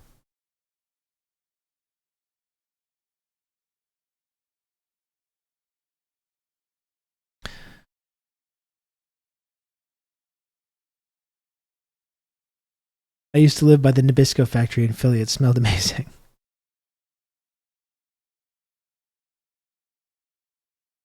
Don't be bottomed by Top Scruffy. Wouldn't it be the opposite? I don't know. Getting a little into tricky territory when we start talking like that. But only 12 subs to go, chat. There's only 12 subs to go. And I am going to be here a little bit longer. It would be really great to finish the week getting to the sub goal. And in fact, I just said finish the week, but I am considering just doing the show tomorrow as well, because I've missed a lot of time, and I missed more time this week without really intending to. So I may be back for a rare Saturday stream tomorrow as well. And I guess Monday is a little bit up in the air also. So I may be back tomorrow. We'll see. It's going to have to be a game time decision. But we got 12 subs to go. And remember, batch subs on sale right now. If you want to upscale your subscription from a tier 1 to a tier 3 from a tier 1 month to a 3 month or 6 months, on sale right now during September. So are there any other brave heroes that would like to support this program? You can count on me. You're going to have good old Rob to talk you through all this. Wow, Baldwin, thank you for the 5 gifted subs. Oh my goodness. You can count on me. You're going to have and good old Rob we're doing all the individuals. Talk you through all this. Baldwin, thank you for 5 gifted subs. That's very, very cool. I really appreciate that a lot. You've just become an elite member of the Friendship Triangle. Baldwin, thank you. I really appreciate that. And I appreciate everyone that tunes in and supports this program. Tunes in each and every day. You know, it's a great honor and privilege to be able to do this program, and I appreciate all the support that I get from this community. And only 7 subs to go. Only 7 measly subs to go. Unbelievable. Let's watch this Democracy Now! Clip. Joined by sociologist Nikhil Goyal, the Lever's David Sirota, and Yusuf Munayir, head of the Palestine-Israel program at the Arab Center, Washington, D.C. I want to go back to Vice President Kamala Harris speaking in her first major TV interview since President Biden dropped out of the race 5 weeks ago. This is Dana Bash of CNN time has become Harris so distorted. about her policy on Gaza. President Biden has tried unsuccessfully to end the war between Israel and Hamas in Gaza. He's been doing it for months and months. He's been trying unsuccessfully would you by do still anything arming differently? the war. For example, would you withhold some U.S. weapons Didn't you have shipments to David Sirota Israel? on? Sirota was on the Insurgents podcast. I wasn't in the interview. It's just Jordan talking to him. But this new podcast they've just launched is quite popular. So he was on there to promote it. And I encourage people to listen to that as well. A lot of people on the progressive left want you to do. Let me be very clear. I'm unequivocal and unwavering. Couldn't be in my seen talking to commitment such a subversive Israel's tanky. defense No, but for real though. and its ability to defend itself, and that's not going to change. But let's take a step back. For real though. October 7, 1,200 people were massacred. Many young people who were simply attending a music festival. Women were horribly raped. As I said then, I say today, Israel has a right to defend itself. We would. And how it does so matters. Far too many innocent Palestinians have been killed. And we have got to get a deal done. We were in Doha. We have to get a deal done. This war must end. In the meantime, and we must get a deal that is. Wasn't 1,200 revised downward significantly? The actual number of non-combatants killed on that day is something like 672. And we can debate about whether that's like, whether that's a horrifying crime. Talk you through all this. We've talked a little bit about TRRS Sankara. The whole idea of non-combatants in this context. Many people at this music festival that she's talking about, former IDF soldiers. There's we can have that conversation, but like that's not an accurate number. Well, that's the thing. No context, Gus. The official is around 1160, but a large number of that 1160 number is soldiers, security forces, like people that are like armed concentration camp guards, essentially. So, which are, according to international law, are legal targets of armed struggle. It's not only legally acceptable, but morally acceptable. And then we get into the rest of the number of non-combatants that were killed. I think we do know that Hamas or whatever other militants did engage in like killing unarmed people, non-combatants. We can talk about that.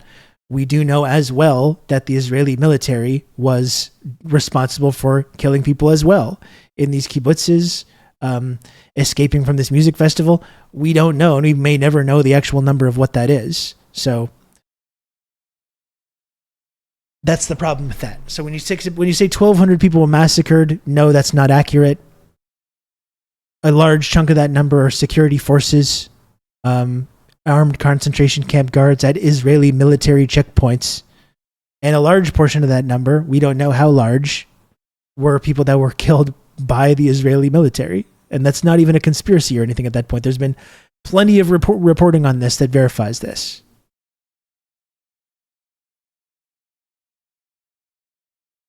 About getting the hostages out. In I've Israeli met media. with the families of the American hostages. Let's get the hostages out. Let's get the ceasefire done. But no change in policy in terms of arms and so forth. No, we have to get a deal done. Dana, we have to get a deal done. When No you change in look policy. We're going to still arm the the weapons and send significance them of the billions this of dollars to worth the of weapons. families, to the people who are living in that region. A deal is not only the right thing to do to end this war, but will unlock so much of what must happen next. I remain committed since I've been on October 8 to what we must do to work toward a two-state solution, where Israel is secure and in equal measure, the Palestinians have security and self-determination and dignity.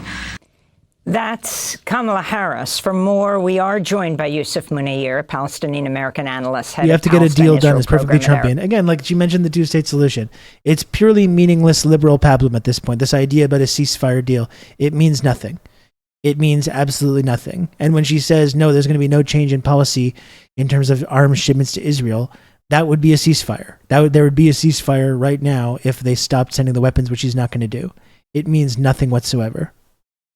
Center in Washington, D.C., joining us from Virginia. Your response to what she said, Yusuf? Well, to put it simply, it was quite pathetic. There was, as we saw there, a no on the question of whether there will be a change in policy. And let's be perfectly clear about what the current Biden-Harris administration policy is. It's the continued and unprecedented support through consistent weapons supplies to the Israeli military as it carries out a horrific genocide against the Palestinian people. Oh, excuse me, and JNKD, so sorry. Thanks for the 41 months of Tier 1 4 minutes ago. I really appreciate that. Thank you.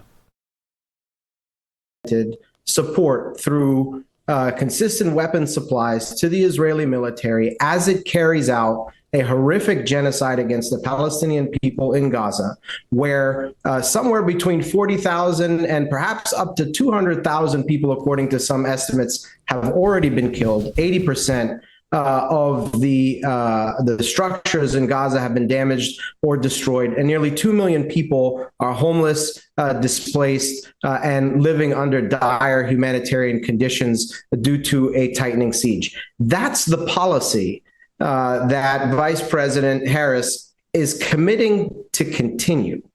And I think that that's, of course, outrageous. And in her answer, she continued to go back to this idea that we need to get a ceasefire, we need to get a ceasefire. And of course, we need to get a ceasefire. Congratulations to Vice President Harris on getting to where the international community was last November. But why aren't we there? Well, the key reason we are not there is because of the United States' continued and consistent support to the Israeli military so that it can continue carrying out this genocide. And of course, there was no follow-up question from Bash there on that, where there absolutely should have been. And here I just want to make a point about the way that this question was sort of presented and framed. I think you played it a moment ago. It's important for journalists to be able to hold our elected officials accountable and to ask these questions.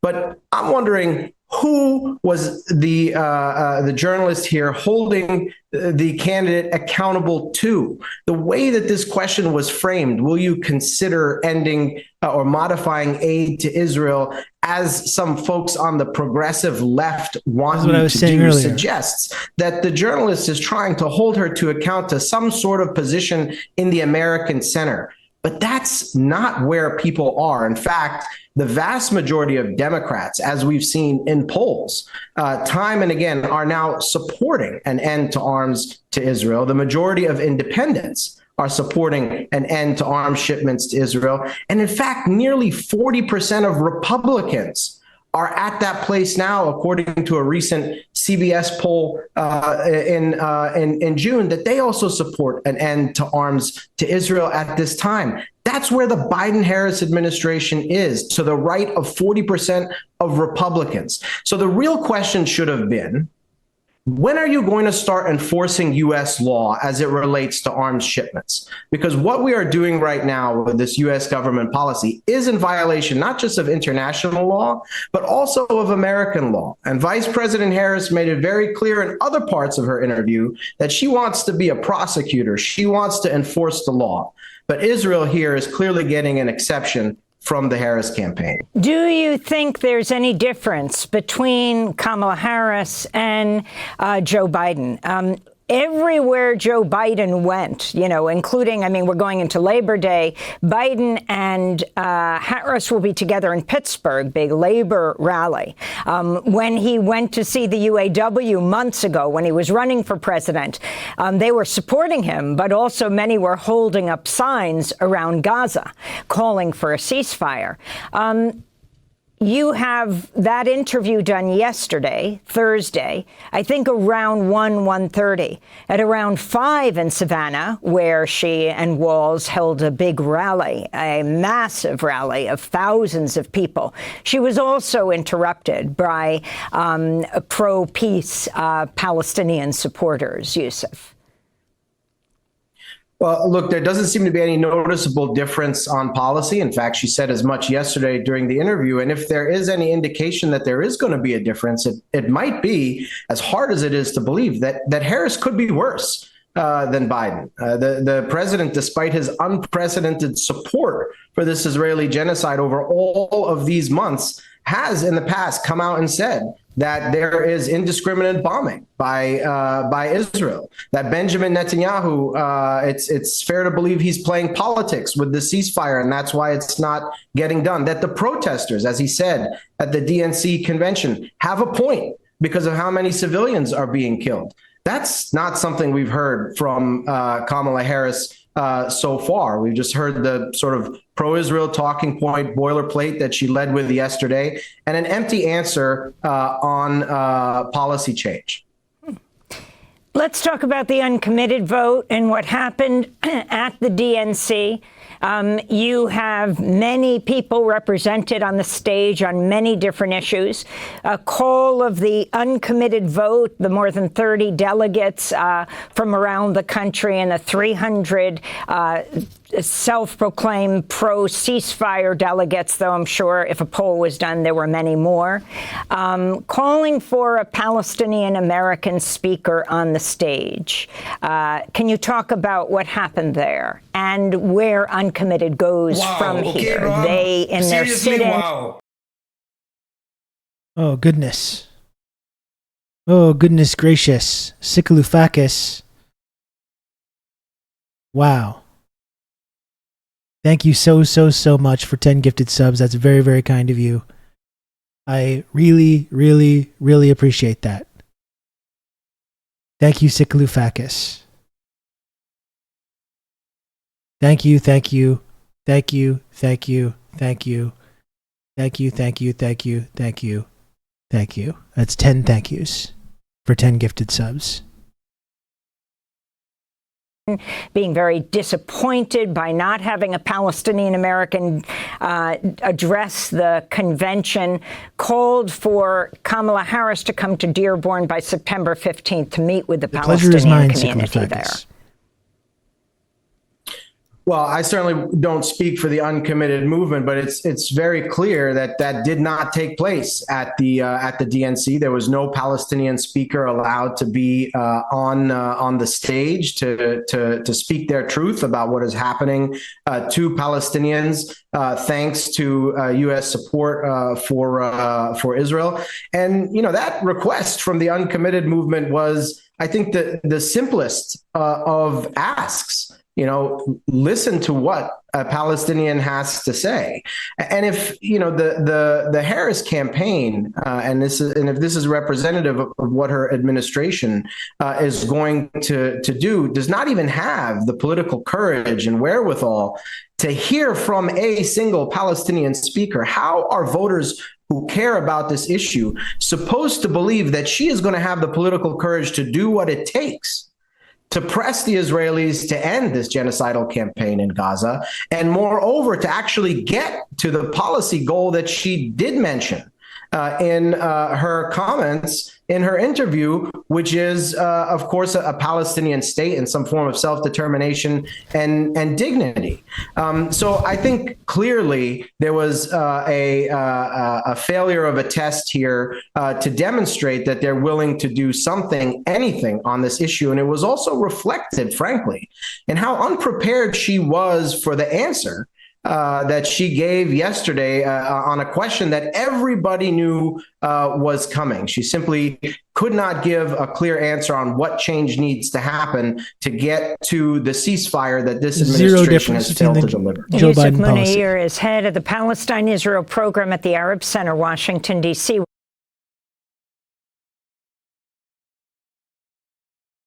I mean, to go back to what we were saying before, I would really love to not be talking about this. There's nothing I would like more than to not have spent the last 10 months talking about this each and every week. It's just psychotic that this is still going on. It's still being totally politically and diplomatically and materially supported and funded by the people that we're supposed to acknowledge are the good guys. And I think that's what it came down to as well with that. Eugene was talking about that in that interview. This whole idea of if you care about women's reproductive rights, if you care about trans kids, it's not a zero-sum game. You should care about Palestine and Gaza, and you should care about reproductive justice and trans kids and all these things. But it's you don't, when you contribute to these people, these marginalized groups being pitted against one another, you're not really helping anything. And when you do make a clear demand that something has to stop in order for your support to be won over, you can support all these things. You can and should support all these things. It's psychotic to hold up these groups as shields to shield yourself from criticism for being complicit in this genocide and the southern border, which is another genocide, you're pointing out, Lodane. Another area where, and I don't mean to keep harping on AOC, but it's she puts herself right in front and center of these conversations, so it's hard to avoid it. How much political will did she generate under Trump, calling these are concentration camps, going to the border fence and crying and looking at the poor kids in the cages. And now you're sitting here saying like, well, you know, if you support trans kids or reproductive rights, you got to support Kamala Harris while she's doing genocide in Gaza, while she's continuing to put kids on the southern border in concentration camps that she acknowledged. She acknowledged that's what they are.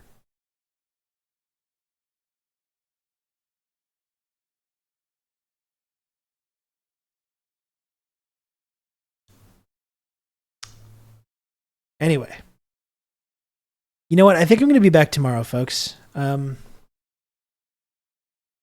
unforeseen circumstances, I do want to try and get some work done on these creative projects I was talking to you about, but I do think I'm going to be back tomorrow. I've missed a lot of time. I'm trying to get back, to where I was, get back to a regular schedule. So I think I may do a rare TRRS Saturday stream tomorrow, unless I wake up and just really just can't do it. But I would like to. I would like to do that. Saturday streams mean man tracker time. Oh boy. It would be fun.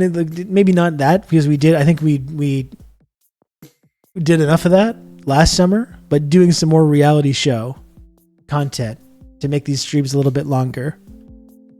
It was good having a game to do too. That was a big part of doing longer streams that I haven't really been able to do. Because there was a whole reality, there was a chit chat segment, there was a reality show segment, there was a regular TRRS news segment, and a gaming segment. That's how I get into the 6, 7, 8, 9 hour territory. But it's been a while since I've even attempted to do that. Maybe that's something I could work on though. We'll see. We will see. Anyway, thanks for joining the show today, folks. Thanks for watching. Thanks for tuning in as always. And I really appreciate all the support that I get from this community. I really, really do.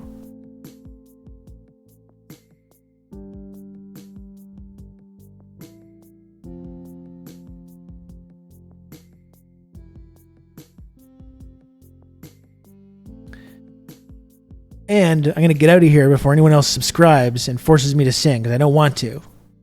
I don't want to sing.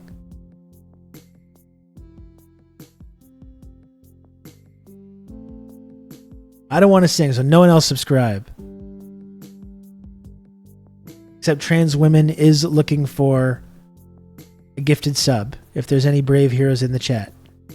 Who doesn't want to support trans women? Trans Women is here in the chat asking for a gifted sub, and if they don't get one, well, I think that's just an indication that people in the chat just don't care about these issues, which is unfortunate.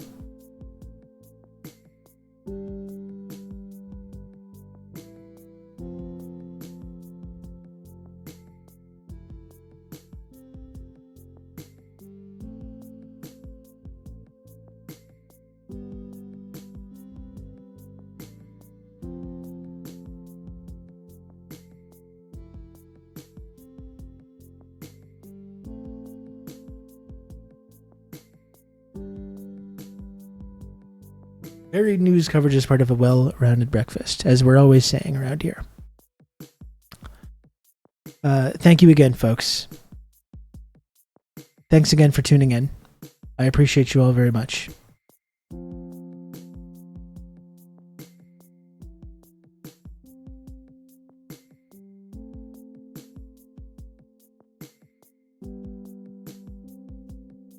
You can count on me. You're going to have good old Rob to talk you through all this.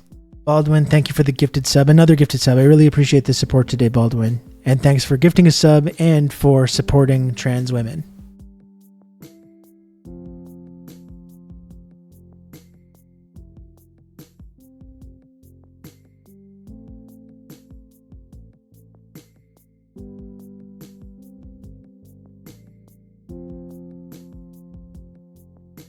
So I'm planning to see you tomorrow, chat.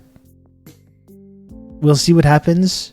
This is like a 78% guarantee that I'm going to be there tomorrow as well for a rare TRRS Saturday stream. If you're lucky, you might even get up to around 82, 83. We'll see. But until then,